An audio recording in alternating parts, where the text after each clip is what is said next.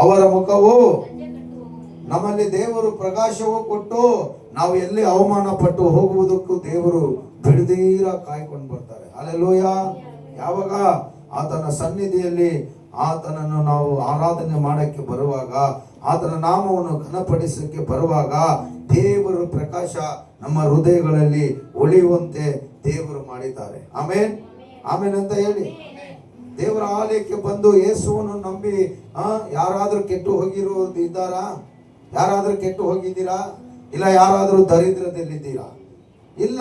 ದೇವರು ಒಂದೊಂದು ದಿನವೂ ನಮ್ಮನ್ನು ಹೆಚ್ಚಿಸಿ, ನಮ್ಮನ್ನು ಘನಪಡಿಸಿ, ನಮ್ಮನ್ನು ಉನ್ನತ ಸ್ಥಾನಕ್ಕೆ ತರುವುದೇ ದೇವರ ಇಷ್ಟಪೂರ್ವಕವಾಗಿದೆ. ಹಲ್ಲೆಲೂಯ. ನಾವು ದರಿದ್ರರಾಗಿ, ನಾವು ಕಣ್ಣೀರಿಂದ, ವೇದನೆಯಿಂದ, ಕಷ್ಟಗಳಲ್ಲಿ ಬಿದ್ದಿರೋದು ದೇವರಿಗೆ ಇಷ್ಟವೇ ಇಲ್ಲ. ಒಬ್ಬ ಮನುಷ್ಯನನ್ನು ದೇವರು ಆರಿಸಿ ತೆಗೆದುಕೊಂಡ ಮೇಲೆ ಅವನನ್ನು ದೇವರು ಆಶೀರ್ವಾದ ಮಾಡೇ ಮಾಡ್ತಾರೆ. ಆಮೇಲೆ ಅಂತ ಹೇಳಿ ಹಲ್ಲೆಲೂಯ.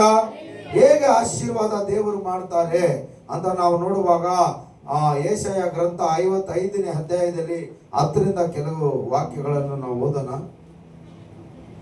55. ಮಳೆಯು ಹಿಮವು. ನೋಡಿದ್ದೀರಾ? ಮಳೆ ನೋಡಿದ್ದೀರಾ? ಎಷ್ಟು ಜನ ಮಳೆ ನೋಡಿದ್ದೀರಾ?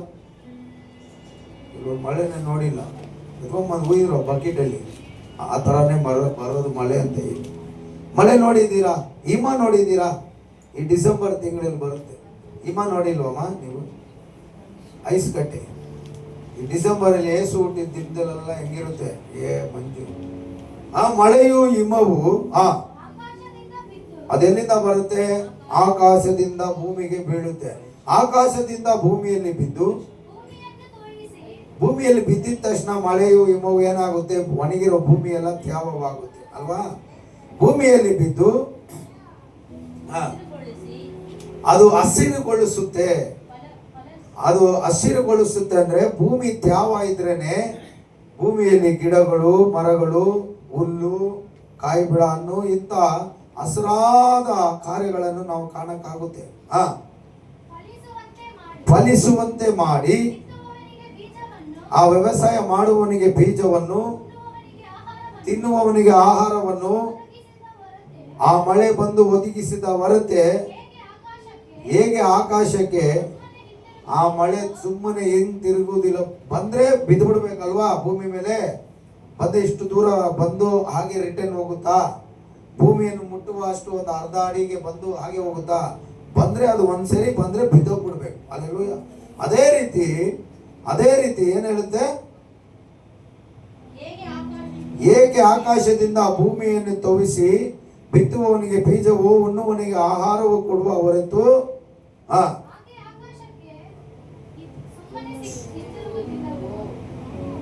ಫಸ್ಟಿಂದ ಓದಿ. ಮಳೆಯು ಹಿಮವು ಆಕಾಶದಿಂದ ಬಿದ್ದು ಭೂಮಿಯನ್ನು ತೋರಿಸಿ ಹಸಿರುಗೊಳಿಸಿ ಫಲಿಸುವಂತೆ ಮಾಡಿ ಬಿತ್ತುವವನಿಗೆ ಬೀಜವನ್ನು, ಉಣ್ಣುವವನಿಗೆ ಆಹಾರವನ್ನು ಒದಗಿಸಿದ ಹೊರತು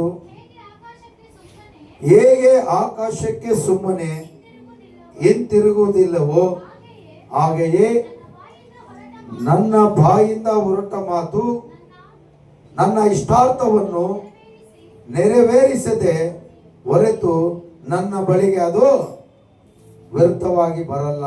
ಹಲ್ಲೆಲೂಯ.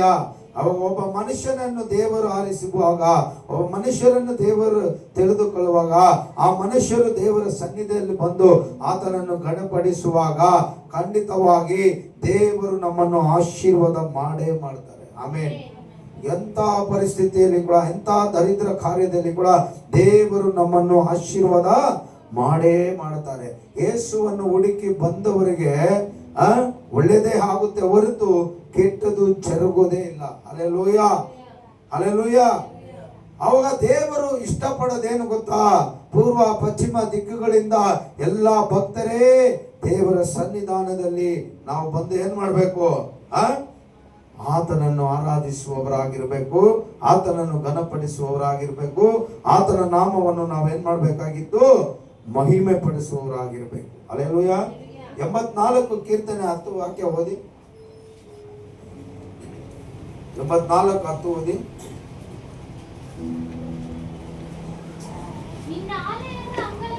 ನಿನ್ನ ಆಲಯದ ಅಂಗಳಗಳಲ್ಲಿ ಕಳೆದ ಒಂದು ದಿನವು ಆಮೆನ್ ಹಲ್ಲೆಲೂಯಾ. ಏನಾಗಿದೆ ದೇವರ ಅಂಗಳದಲ್ಲಿ? 84 ಹತ್ತಲ್ವಾ?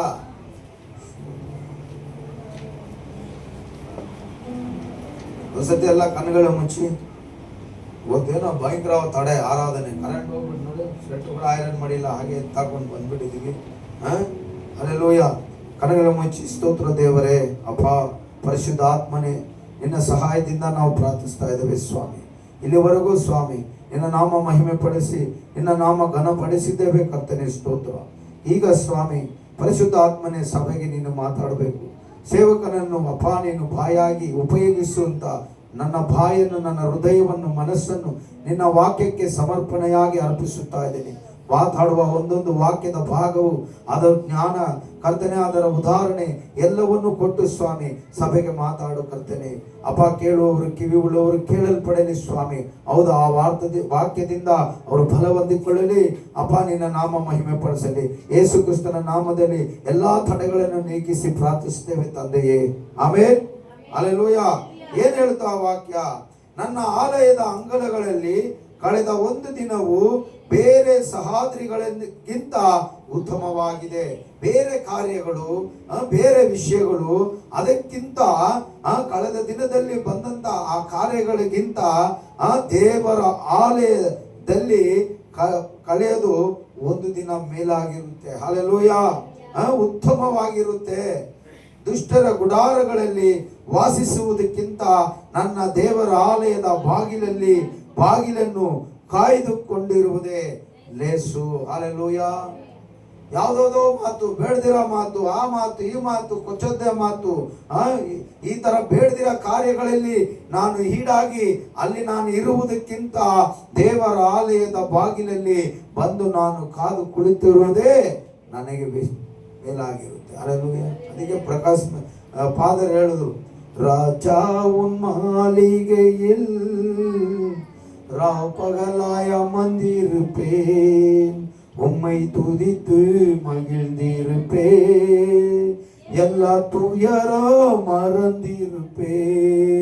ದೇವರ ಸಮ್ಮುಖಕ್ಕೆ ಹುಡುಕಿ ಬಂದು ನಾವು ದೇವರನ್ನು ಆರಾಧಿಸುವಾಗ ಎಲ್ಲಾ ಕೊರತೆಗಳು ನಾವು ಮರೆತು ಹೋಗುತ್ತೇವೆ. ಎಲ್ಲ ಚಿಂತೆ ಭಾರಗಳನ್ನೆಲ್ಲ ನಾವು ಮರೆತು ಹೋಗುತ್ತೇವೆ ಅಂತ ವಾಕ್ಯವು ಹೇಳಲ್ಪಟ್ಟಿದೆ. Hallelujah, hallelujah.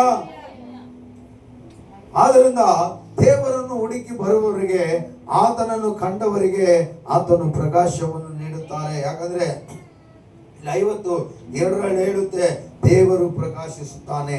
ಆತನನ್ನು ಹುಡುಕಿ ಬರುವವರು ಪ್ರಕಾಶಿಸಲ್ಪಡುತ್ತಾರೆ. ಹಲ್ಲೆಲೂಯಾ.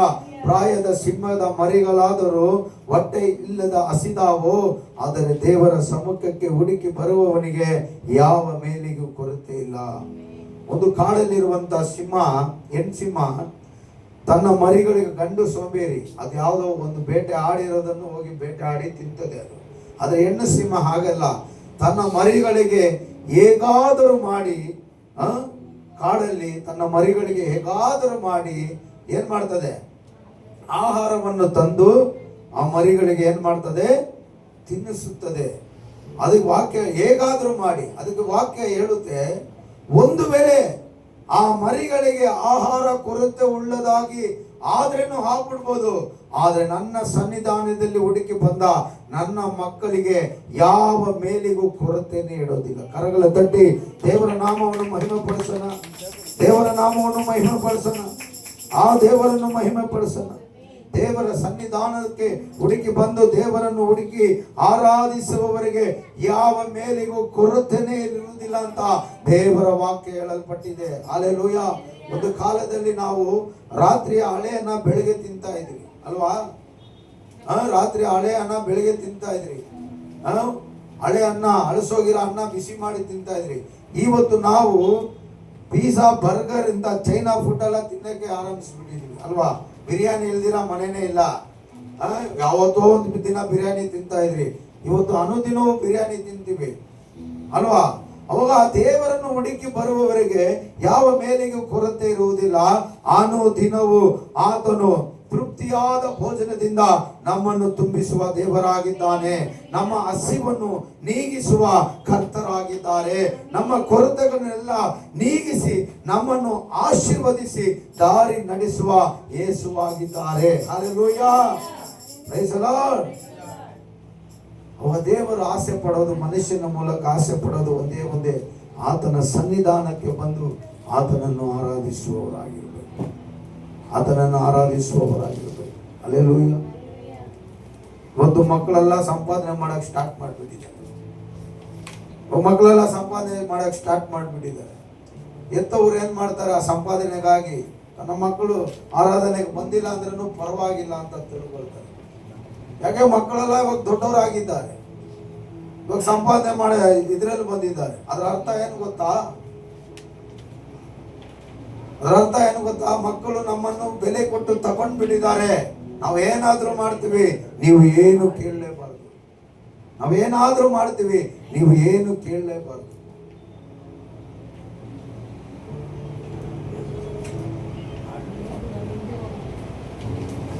ಕರೆದಂತ ದೇವರು, ನಮ್ಮನ್ನು ಆಶೀರ್ವಾದ ಮಾಡಿದಂತ ದೇವರು ದುಃಖ ಪಡಲ್ವಾ?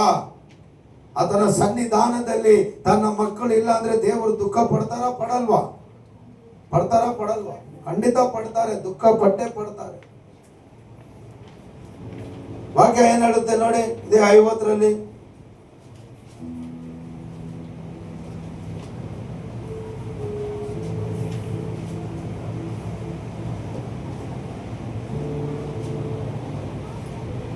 ನೋಡಿ, 17 ಓದಿ. 17 ಅಲ್ಲಿತಾ ಇದೆ, ಬೈಬಲ್ ಅಲ್ಲಿತಾ ಇದೆ. ಇನ್ನ ಎಷ್ಟೊತ್ತಾಗುತ್ತೆ ಓದಕ್ಕೆ?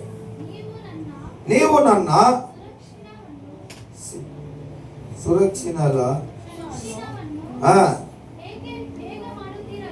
ಹಾಗೆ ಮಾಡುತ್ತೀರಲ್ಲ. ನೀವು ನನ್ನ ಶಿಕ್ಷಣವನ್ನು ಹಾಗೆ ಮಾಡುತ್ತೀರಲ್ಲ. ಹಂಗಂದ್ರೆ ದೇವರ ಒಂದು ಮಹಿಮೆಯನ್ನು, ದೇವರ ಒಂದು ಘನತೆಯನ್ನು ನಾವೇನ್ ಮಾಡುವವರಾಗಿರ್ತೇವಂತೆ, ಅಲಕ್ಷ್ಯ ಮಾಡುತ್ತೇವೆ. ಹಂಗಂದ್ರೆ ದೇವರನ್ನು ಅವಮಾನ ಪಡಿಸುವವರಾಗಿರ್ತೇವೆ, ದೇವರನ್ನು ನಿಂದಿಸುವವರಾಗಿರ್ತೇವೆ, ದೇವರನ್ನು ದುಃಖಿಸುವವರಾಗಿರ್ತೇವೆ, ದೇವರ ಮಹಿಮೆಗೆ ನಾವು ಉಲ್ಲಂಘಿಸುತ್ತೇವೆ. ಅದನ್ನೇ ಹಾಗೆ ಹೇಳುತ್ತೆ, ನೀವು ನನ್ನ ಸುಶಿಕ್ಷವನ್ನು ಹಾಗೆ ಮಾಡುತ್ತೀರಿ. ಏನು ಒಂದು ದೇವರ ಮಾತನ್ನು, ಒಂದು ದೇವರ ಬೋಧನೆಯನ್ನು, ದೇವರು ತೆಗೆಯುವಂತ ಪಾಠದಲ್ಲಿ ನಾವು ದೇವರನ್ನು ಏನ್ ಮಾಡ್ತೇವೆ, ಅಲಕ್ಷ್ಯ ಮಾಡುತ್ತೇವೆ ಅಂತ ವಾಕ್ಯ ಹೇಳುತ್ತೆ. ಆಮೇಲೆ ನನ್ನ ಆಜ್ಞೆಗಳನ್ನು ಉಲ್ಲಂಘಿಸಿದ್ದೀರಿ. ದೇವರು ಹೇಳಿದಂತ ಆ ಸಬ್ಬತ್ತು ದಿನವನ್ನು ದೇವರನ್ನು ಆತನಿಗಾಗಿ ಮೀಸಲಿಟ್ಟ, ಹಂಗಂದ್ರೆ ಆ ಪರಿಶುದ್ಧ ಸಬ್ಬತ್ತು ಅಂದ್ರೆ ದೇವರಿಗಾಗಿ ಮೀಸಲಿಟ್ಟ ಆ ಭಾನುವಾರ ಆರಾಧನೆಯನ್ನು ನಾವು ಉಲ್ಲಂಘಿಸುತ್ತೇವೆನಾ? ಅದನ್ನು ಮೀರಿ ನಡೀತೇವೆ. ದೇವರು ಕೊಟ್ಟಂತ ಕಟ್ಟಳೆಗಳನ್ನು ನಾವೇನ್ ಮಾಡ್ತೇವೆ, ಮೀರಿ ನಡೆಯುತ್ತೇವೆ. ಅದರ ಅರ್ಥ ಏನು ಗೊತ್ತಾ? ನೀನೇನ್ ಹೇಳೋದು, ನಾನೇನ್ ಕೇಳೋದು? ಎನ್ ಬಳಿ ತನಿ ಬಳಿ, ನನ್ನ ದಾರಿಯೇ ಬೇರೆ. ಇಷ್ಟ ಇದ್ರೆ ನಾನು ಬರ್ತೀನಿ, ನನಗೆ ಏನಾದ್ರೂ ಕೆಲಸ ಇದ್ರೆ ನಾನು ಹೋಗ್ತೀನಿ, ಬಂದ್ರೆ ಆರಾಧನೆ ಕೊಡ್ತೀನಿ ತಗೋ, ಇಲ್ಲ ಅಂದ್ರೆ ಚಿಂತೆ ಮಾಡಬೇಡ, ಬರೋ ವಾರ ಬಂದು ನಾನು ನಿನಗೆ ಆರಾಧನೆ ಕೊಡ್ತೀನಿ. ಈ ಅರ್ಥನೇ ಅದು, ಆ ವಾಕ್ಯ ಈ ಅರ್ಥನೇ ಹೇಳುತ್ತೆ. ಹಲ್ಲೆಲೂಯಾ. ದೇವರ ವಾಕ್ಯ ಹೇಳುತ್ತೆ, ನಾವು ಬಂದಿದ ದಿನದ ಹಿಂದೆ ಹೋಗಿ ನಮ್ಮ ಸ್ಥಿತಿಗಳನ್ನು, ನಮ್ಮ ಪರಿಸ್ಥಿತಿಗಳು ಹೇಗಿತ್ತು ಅದನ್ನು ಒಂದು ಸತಿ ನೆನಪು ಮಾಡಿಕೊಳ್ಳಿರಿ. ದೇವರು ಇವತ್ತು ನಮ್ಮನ್ನು ಹೇಗೆ ಇಟ್ಟಿದ್ದಾರೆ ಅದನ್ನು ಸ್ವಲ್ಪ ಯೋಚಿಸಿರಿ. ಅದರಿಂದ ದೇವರಿಗೆ ಮಹಿಮೆ ಉಂಟಾಗುತ್ತಾ? ದೇವರು ನಮಗೆ ಆಶೀರ್ವಾದ ಮಾಡಿದ್ದಾರೆ. ಅದರಿಂದ ದೇವರಿಗೆ ನಾವು ಕೊಡಬೇಕಾದ ಘನತೆ ಎಲ್ಲವೂ ನಾವು ಏನ್ ಮಾಡುತ್ತೇವೆ, ಉಲ್ಲಂಘಿಸುತ್ತೇವೆ. ಹಾಗಾದ್ರೆ ದೇವರಿಗೆ ಆಪೋಸಿಟ್ ಆಗಿ ನಾವೇನ್ ಮಾಡ್ತಾ ಇದ್ದೇವೆ, ನಮ್ಮ ಇಷ್ಟ ಬಂದಂಗೆ ದೇವರನ್ನು ನಾವು ಆರಾಧನೆ ಮಾಡ್ತಾ ಇದ್ದೇವೆ.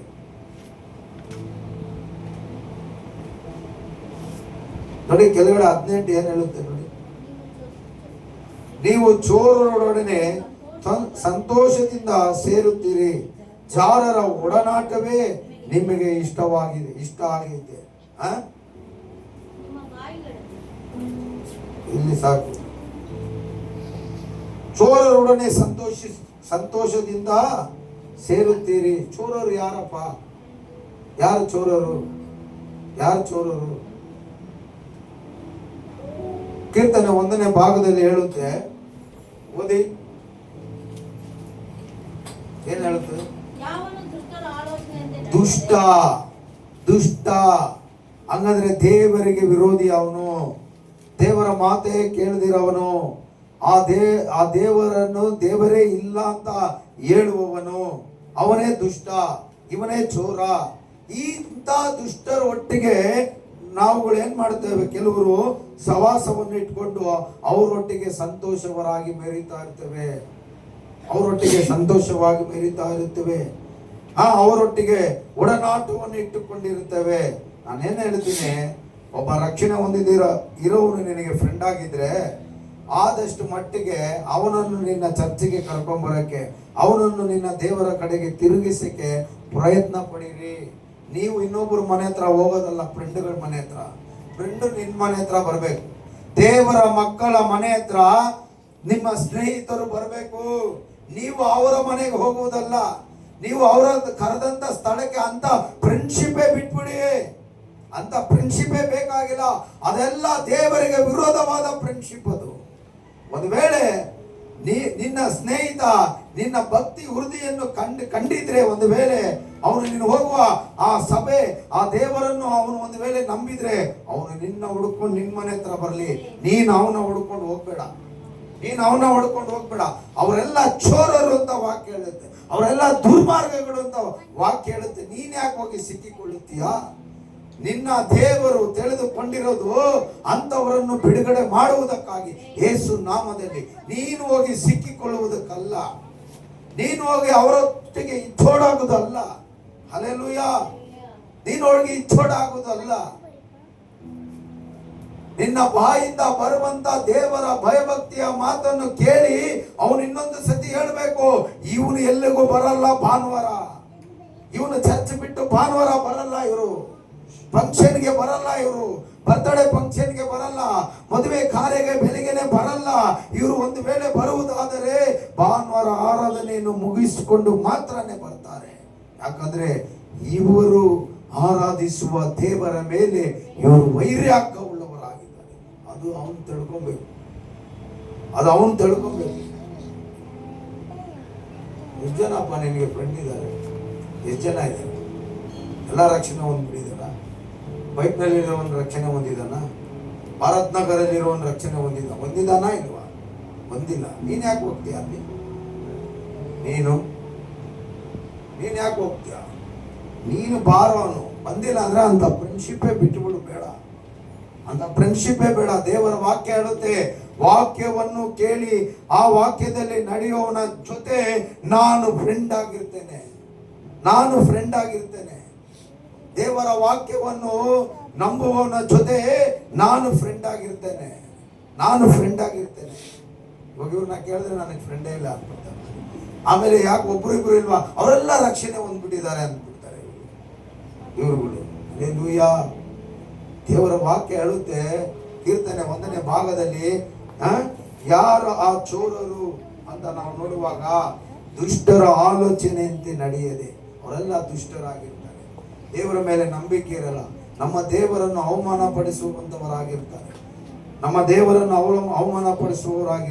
ಹಲ್ಲೆಲೂಯಾ. ಒಂದು ವೇಳೆ ನೀನು ಫ್ರೆಂಡ್ಶಿಪ್ ಸವಾಸ ಮಾಡಬೇಕಾದ್ರೆ ನಿನ್ನ ದೇವರ ಮಗನಾದ ನಿನ್ನ ಮಾತು ಅವನು ಕೇಳಬೇಕು. ಅವನ ಮಾತು ನೀನು ಕೇಳ. ಅಯ್ಯೋ ಫ್ರೆಂಡ್ಶಿಪ್ ಇಲ್ದಿರಾವ. ಏನೋ ಫ್ರೆಂಡ್ಶಿಪ್ಪು? ಏನು ಫ್ರೆಂಡ್ಶಿಪ್? ನೀನು ರಕ್ಷಣೆ ಹೊಂದಿ ನೀನು ದೇವರ ರಾಜ್ಯಕ್ಕೆ ಹೋಗ್ತೀಯಾ, ಅವನು ರಕ್ಷಣೆ ಹೊಂದಿಲ್ಲ ನರಕಕ್ಕೆ ಹೋಗಿ, ಇದು ಫ್ರೆಂಡ್ಶಿಪ್ಪಾ? ಒಂದ್ ವೇಳೆ ಅವನು ದೇವರ ರಾಜ್ಯಕ್ಕೆ ಬರ್ಬೇಕಂದ್ರೆ ಅವನಿಗೋಸ್ಕರ ಫಾಸ್ಟಿಂಗ್ ಹಾಕು, ಅವನಿಗೋಸ್ಕರ ಮೊಣಕಾಲ ಹಾಕಿ ಪ್ರಾರ್ಥನೆ ಮಾಡಿ. ನಿಮ್ ಫ್ರೆಂಡ್ಶಿಪ್ಗೋಸ್ಕರ ಎಷ್ಟು ಜನ ಪ್ರಾರ್ಥನೆ ಮಾಡಿದ್ದೀರಾ?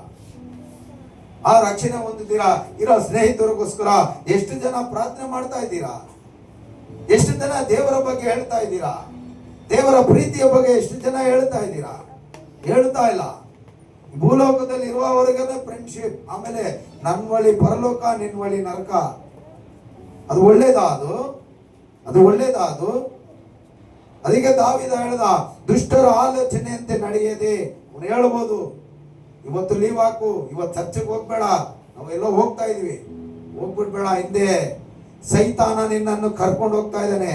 ಸೈತಾನ ನಿನ್ನ ಪರಿಶುದ್ಧವನ್ನು ಕೆಡಿಸುವುದಕ್ಕೆ ನೋಡ್ತಾ ಇದ್ದಾನೆ. ಸೈತಾನನ ನಿನ್ನನ್ನು ಕಟ್ಟಿ ಪಾತಾಳಕ್ಕೆ ತೆಗೆದುಕೊಂಡಕ್ಕೆ ಹೋಗಕ್ಕೆ ಅವನು ಆಲೋಚಿಸುತ್ತಾ ಇದ್ದಾನೆ. ಆದ್ರಿಂದ ಎಚ್ಚರಿಕೆ ಆಗಿರ್ರಿ, ಎಚ್ಚರಿಕೆ ಆಗಿರ್ರಿ.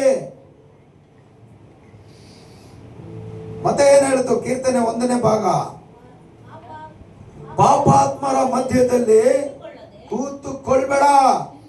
ಕೆಟ್ಟ ಕೆಟ್ಟ ಕೆಟ್ಟ ಮಾತಾಡ್ತಾನಲ್ಲ ನಿನ್ನ ಫ್ರೆಂಡ್ಗಳು, ನಿಮ್ಮ ಅಕ್ಕಪಕ್ಕ ಮನೆಗಳಲ್ಲಿ ಒಂದು ವೇಳೆ ಇರುವವರು ಕೆಟ್ಟ ಕೆಟ್ಟ ಮಾತಾಡ್ತಾರಲ್ಲ, ಪಕ್ಕದಲ್ಲಿ ಕುತ್ಕೊಂಡು ಆಮವ ಹೌದಾ ಬೇಡ, ಅವಳೊಟ್ಟಿಗೆ ಇದನ್ನು ನೀನು ತಿನ್ನುವಾಗ ನೀನು ಸಾಯುವುದೇ ಇಲ್ಲ ಅಂತ ಹೇಳುವಾಗ ಅವ್ವ ಹೌದಾ ಅಮ್ಮವಾ ಅಂದಳು. ಪಾಪದಲ್ಲಿ ಬಿದ್ದೋಗ್ಬಿಟ್ರು. ಅವ್ರು ತಂದಂತ ಕಾರ್ಯಗಳೇ ಇಲ್ಲಿವರೆಗೂ. ನೀನು ಯಾವಾಗ ಅಂತ ಫ್ರೆಂಡ್ಶಿಪ್ ಒಟ್ಟಿಗೆ ಹೌದಾ ಅಬಡಿಯಾ ಮಚ್ಚಿ ಹ್ಞೂ ಅಂತೇಳಿ ನೀನು ಬಿದ್ದೋಗ್ಬಿಟ್ಟೆ, ಸೈತಾನ ನಿನ್ನ ಅರೆಸ್ಟ್ ಮಾಡ್ಬಿಟ್ಟ ಅಂತ ಅರ್ಥ. ಬಿಡಿಸಕ್ಕೆ ಮತ್ತೆ ಇನ್ನೊಂದು ಯೇಸು ಬರಕ್ಕಾಗಲ್ಲ. ಒಂದೇ ಸತಿ ಪಾಪ ಕ್ಷಮಾಪಣೆ, ಬಿಡುಗಡೆ, ಶಾಪದ ಬಿಡುಗಡೆ, ಪಾಪದ ಬಿಡುಗಡೆ ಒಂದೇ ಸತಿ, ಒಂದೇ ಸತಿ. ಮತ್ತೆ ಇನ್ನೊಂದು ಯೇಸು ಬಂದು ಇನ್ನೊಂದು ಶಿಲುಬೆಯನ್ನು ಒತ್ತಿ ಮರಣ ಹೊಂದಕ್ಕಾಗಲ್ಲ. ಅದನ್ನು ಒಂದೇ ಸತಿ ಮಾಡಿ ಮುಗಿಸಿದ್ದಾನೆ. ಆ ಬಿಡುಗಡೆಯಲ್ಲಿ ನಿರಂತರವಾಗಿರೋಣ. ಪಾಪಾತ್ಮರು ನಮ್ಮ ಫ್ರೆಂಡ್ಗಳು ಕೂಡ ಎಷ್ಟೋ ಜನ ಇದ್ದಾರೆ, ನನ್ನ ಜೊತೆ ಕೆಲಸ ಮಾಡೋರು ಎಲ್ಲ ಇದ್ದಾರೆ. ಇವಾಗ ಕೆಲವರು ನನ್ನ ಜೊತೆ ಹಿಂಗೆ ಹೊಗೆ ಬಿಟ್ಟವ್ರಲ್ಲ, ಮಕ್ಕ ಮೇಲೆ ಹಿಂಗೆ ಹೊಗೆ ಬಿಟ್ಟವ್ರಲ್ಲ, ಇವತ್ತು ಹಿಂಗೆ ಮುಚ್ಚಿಕೊಂಡು ಕುಡಿತಾರೆ ಜೊತೆಯಲ್ಲೇ. ಆದ್ರೆ ಕೆಲವರು ಮಾತ್ರ ಹಾಗೆ ಕುಡಿತಾ ಇರ್ತಾರೆ, ಹಾಗೆ ಕುಡಿತಾ ಇರ್ತಾರೆ. ಆದ್ರೆ ಕೆಲವರು ಹಾಗೆ ಮುಚ್ಚಿಕೊಳ್ತಾರೆ, ಹಾಗೆ ಮುಚ್ಚಿಕೊಳ್ತಾರೆ.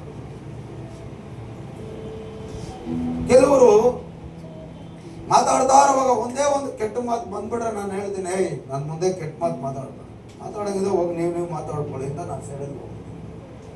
ಯಾಕೆ? ನಮ್ಮ ದೇವರಿಗೆ ಅದಿಷ್ಟ ಇಲ್ಲ.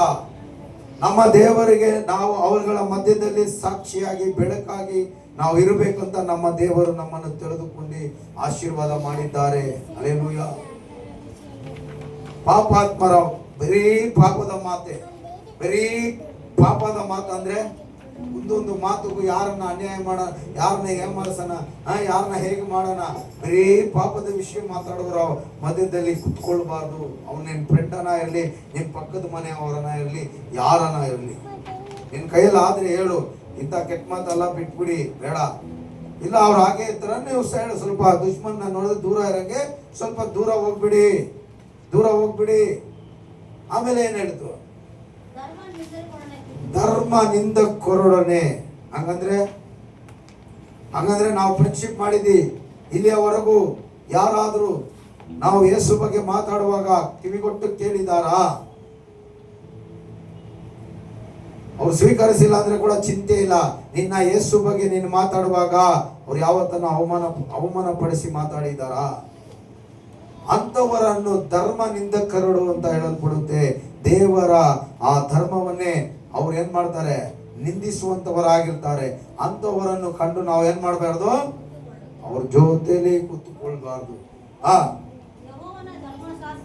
ಯೆಹೋವನ ಧರ್ಮಶಾಸ್ತ್ರದಲ್ಲಿ ಆನಂದ ಪಡುವವನಾಗಿ ಅದನ್ನೇ ಹಗಲು ಇರಲು ದಾನಿಸುವನಾಗಿ ಅವನೇ ಎಷ್ಟೋ ಧನ್ಯನು. ಹಲ್ಲೆಲೂಯಾ. ನೋಡಿ, ಎಲ್ಲೇ ಹೋದ್ರೇನು ಕುತ್ಕೊಳ್ಳೋವಾಗ ಎದ್ದೇಳುವಾಗ ದೇವರ ವಾಕ್ಯವನ್ನೇ ಧ್ಯಾನ ಮಾಡ್ತಾ ಇರ್ತೀವಿ. ನನಗೆ ಯಾವ ಅರಿವು ಇಲ್ಲ, ನಮಗೆ ಯಾವ ಜ್ಞಾನವೂ ಇಲ್ಲ. ಆದರೆ ಕರೆದಂತ ದೇವರು ನಂಬಿಕಸ್ಥ ದೇವರು. ಹೆಚ್ಚಾಗಿ ನಾವು ಯಾವುದನ್ನು ಪ್ರೀತಿ ಮಾಡ್ತೀವಿ ಅದನ್ನು ನೋಡುವಂತ ದೇವರು. ಹಲ್ಲೆಲೂಯಾ. ಹೆಚ್ಚಾಗಿ ನಾವು ಯಾವುದನ್ನು ಆಸೆ ಪಡ್ತೀವಿ, ಯಾವುದನ್ನು ಬಯಸ್ತೇವೆ ಅದನ್ನು ಕಾಣುವಂತ ದೇವರು. ಹಲ್ಲೆಲೂಯಾ. ನಾನು ಎಲ್ಲೇ ಇರಲಿ, ಕೆಲಸದಲ್ಲಿ ಇರಲಿ, ಮನೆಯಲ್ಲಿ ಇರಲಿ, ಎಲ್ಲೇ ಯಾವಾಗ ನೋಡಿ ಸಭೆಯದೇ ಯೋಚನೆ. ಇನ್ನ ಶನಿವಾರ ರಾತ್ರಿ ಬಂದ್ಬಿಟ್ರೆ ಇನ್ನ ಹಾರ್ಟ್ಬೀಟ್ ಜಾಸ್ತಿ ಹೊಡ್ಕೊಳ್ತದೆ. ಇನ್ನ ಭಾನುವಾರ ಬೆಳಗ್ಗೆ ಬಂದ್ಬಿಟ್ರೆ ಅಯ್ಯೋ ಇವತ್ತು ಯಾರು ಬರ್ತಾರೆ, ಇವತ್ತು ಯಾರು ಬರಲ್ಲ, ಏನ್ ಪ್ರಸಂಗ ಮಾಡಬೇಕು, ಆ ಸಭೆಗೆ ಹೇಗೆ ರುಚಿಯಾದ ಆತ್ಮೀಯ ಆಹಾರವನ್ನು ನಾನು ಬಡಿಸ್ಬೇಕು ಅಂತ ಒಂದೇ ಕುತೂಹಲದಿಂದ ಭಯದಿಂದ ಹೃದಯ ಹಾರ್ಟ್ಬೀಟ್ ಇನ್ನ ಹೊಡ್ಕೊಳ್ತಾನೆ ಇರುತ್ತೆ. Hallelujah, praise the Lord. ಆನಂದ ಪಡುವವನಾಗಿ, ಅದರಲ್ಲಿ ಆನಂದ ಪಡುವವನಾಗಿ ಇರುವವನು ಭಾಗ್ಯವಂತನಂತ ವಾಕ್ಯ ಹೇಳಲ್ಪಟ್ಟಿದೆ. ಬರೀ ಫೋನ್ಗಳು, ದೊಡ್ಡ ದೊಡ್ಡ ಫೋನ್ಗಳು. ಇವತ್ತು ಯಾರ ಹತ್ರನೂ ಫೋನ್ ಇಲ್ದಿರ ಯಾರು ಇಲ್ಲ. ಬರೀ ಫೋನ್ಗಳು ಇಟ್ಕೊಳೋದು ದೊಡ್ಡದಲ್ಲ. ಅದರಲ್ಲಿ ದೇವರ ಬೈಬಲ್ ಅನ್ನು ಇಡಿ, ದೇವರ ವಾಕ್ಯವನ್ನು ಇಡಿ. ಒಬ್ರು ನಾನು ಕೇಳಿದೆ, ಬೈಬಲ್ ಇದ್ರೆ ಎತ್ತು. ಅಯ್ಯೋ ಫೋನಲ್ಲಿ ಬೈಬಲ್ ಇಲ್ಲ ಅಂದ್ರು. ಯಾಕೆ ಇಟ್ಕೊಂಡು ಹೋಗ್ತಾನೆ? ಅಯ್ಯೋ ಇಷ್ಟು ಅಶುದ್ಧ ಇದೆ. ಅವಾಗ ಅದನ್ನ ಇಟ್ಕೊಳ್ತೀಯ, ಆ ದೇವರ ಬೈಬಲ್ ಅನ್ನು ನೀನು ಇಡೋದಿಲ್ವಾ? ಅಷ್ಟು ಅಶುದ್ಧ. ನಮ್ಮ ಕಣ್ಣು ಹಾಗೆ, ಅದು ಕರೆದುಕೊಂಡು ಹೋಗುತ್ತೆ ಆಟೋಮೆಟಿಕ್ ಆಗಿ ಅಶುದ್ಧಕ್ಕೆ. ಆದ್ರೇನು ಅದರ ಮಟ್ಟದಲ್ಲಿ ನೀನು ಆ ದೇವರ ವಾಕ್ಯವನ್ನು ತೆಗೆದು ಓದಿ ಧ್ಯಾನ ಮಾಡುವಾಗ ನಿನ್ನ ಕಣ್ಣು ಪರಿಶುದ್ಧವಾಗುತ್ತೆ. ಹಲ್ಲೆಲೂಯಾ. ನಮ್ಮ ಹೃದಯ ಪರಿಶುದ್ಧವಾಗುತ್ತೆ, ಮನಸ್ಸು ಪರಿಶುದ್ಧವಾಗುತ್ತೆ. ಆಮೇಲೆ ಎಷ್ಟು ಜನ ಫೋನಲ್ಲಿ ಬೈಬಲ್ ಇಟ್ಕೊಂಡಿದ್ದೀರಾ? ಅದು ಏನಕ್ಕಂದ್ರೆ ಸಭೆಯಲ್ಲಿ ಯೂಸ್ ಮಾಡಕ್ಕಲ್ಲ. ಎಲ್ಲೋ ಒಂದು ಎಮರ್ಜೆನ್ಸಿಗೆ ಹೋಗ್ತಾ ಇರ್ತೀಯ ಗಾಡಿಯಲ್ಲಿ, ಅಲ್ಲಿ ಯೂಸ್ ಮಾಡಕ್ಕದು. ಎಲ್ಲೋ ಒಂದು ಎಮರ್ಜೆನ್ಸಿ ಟೈಮಲ್ಲಿ ಬೈಬಲ್ ನಮ್ಮ ಕೈಯಲ್ಲಿ ಇರಲ್ಲ, ಅಲ್ಲಿ ಯೂಸ್ ಮಾಡಕ್ಕೆ.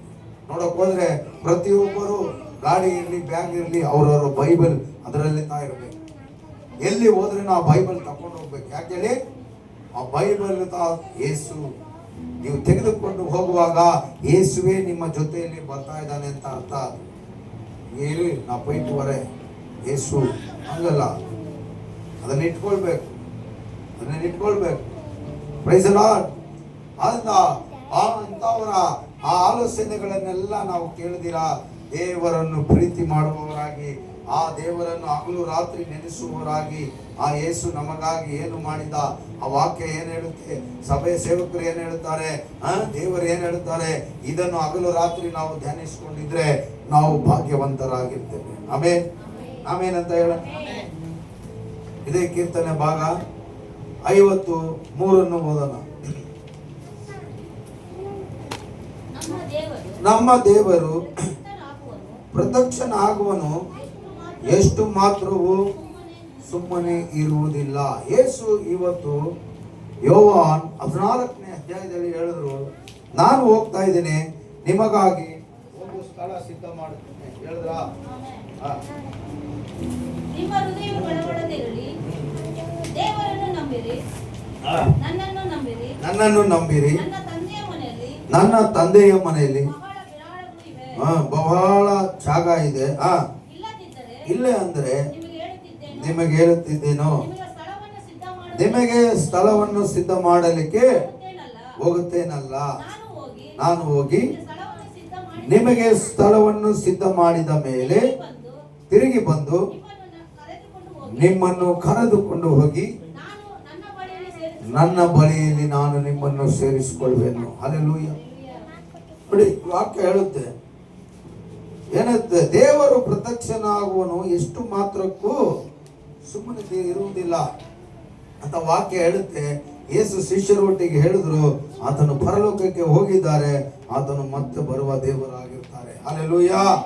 ಮತ್ತೆ ಬಂದು ತನ್ನ ಮಕ್ಕಳನ್ನು ತನ್ನೊಟ್ಟಿಗೆ ಕರೆದುಕೊಂಡು ಹೋಗಿ ಇಟ್ಟುಕೊಳ್ಳುವ ದೇವರಾಗಿರುತ್ತಾರೆ. ಹಲ್ಲೆಲೂಯಾ.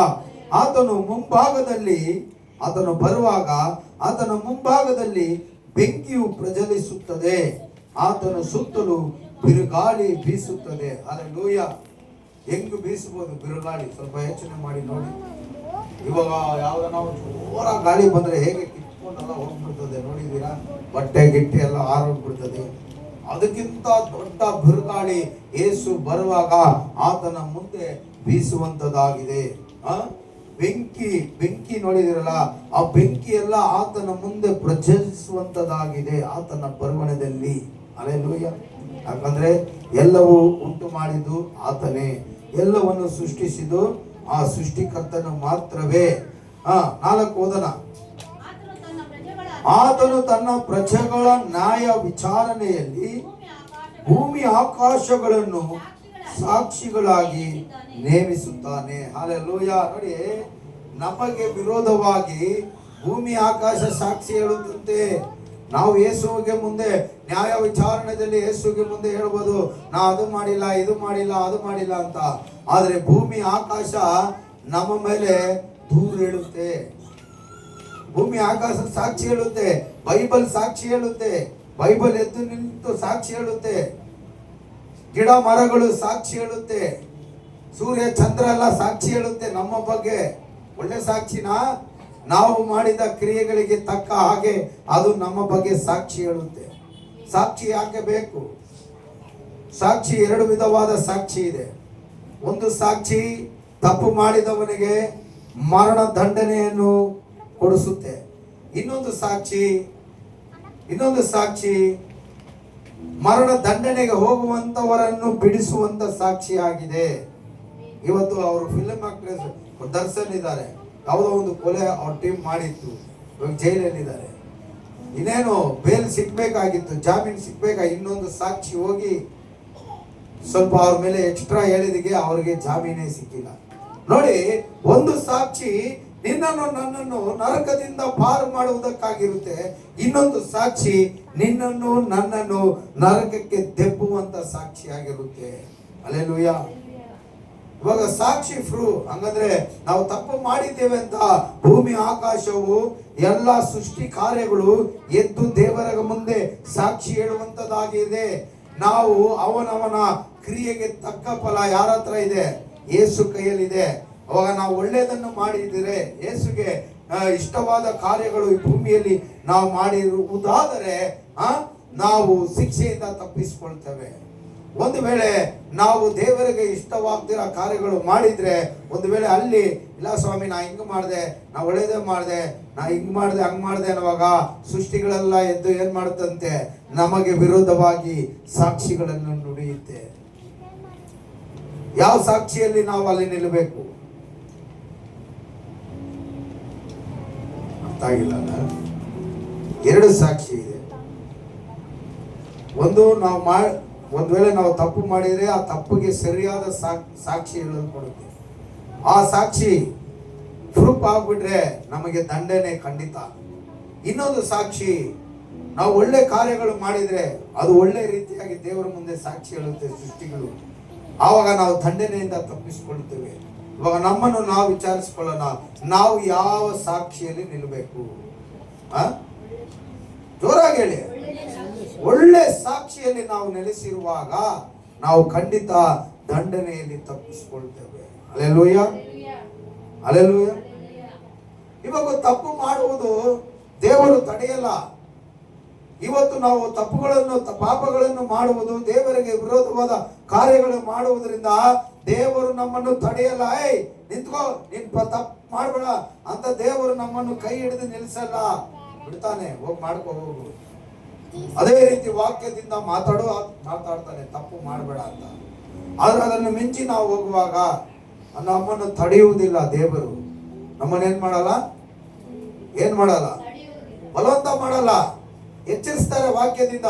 ನೀನು ಅದು ಕೇಳಿ ಕೂಡ ನೀನು ಮತ್ತೆ ದೇವರಿಗೆ ಇಷ್ಟವಾಗ್ದಿರೋ ಕಾರ್ಯ ಮಾಡ್ಕೊಂಡೇ ಜೀವನ ಮಾಡ್ತಾ ಇದ್ರೆ ನಿನ್ನ ಫ್ರೀಯಾಗಿ ಬಿಡ್ತಾರೆ ದೇವರು. ಹೋಗಿ ಮಾಡ್ಕೋ ಹೋಗು. ಪ್ರಕಟಣೆ ಗ್ರಂಥ 21ನೇ ಅಧ್ಯಾಯ ತಗೊಂಡು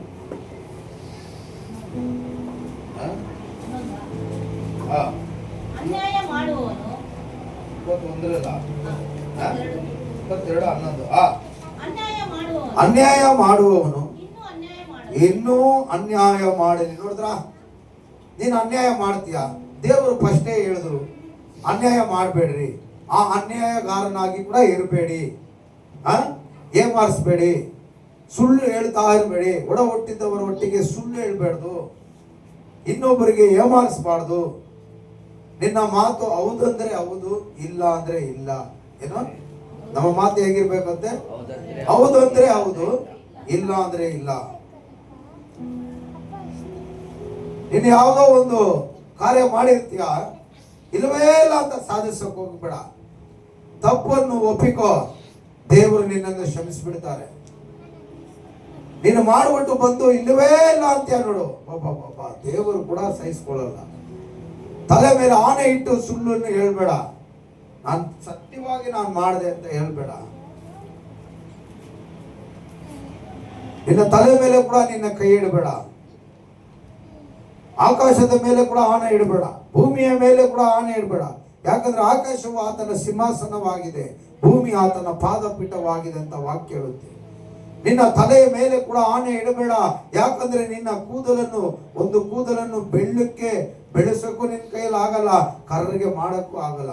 ದೇವರ ಚಿತ್ತ ಇಲ್ಲದಿರ ಒಂದು ಕೂದಲು ನಿನ್ನ ತಲೆಯಿಂದ ಉದುರಲ್ಲ. ಇವಾಗ ನನ್ನ ನೋಡ್ತಾ ಇದ್ರೆ ಎಷ್ಟು ದೇವರ ಚಿತ್ತ.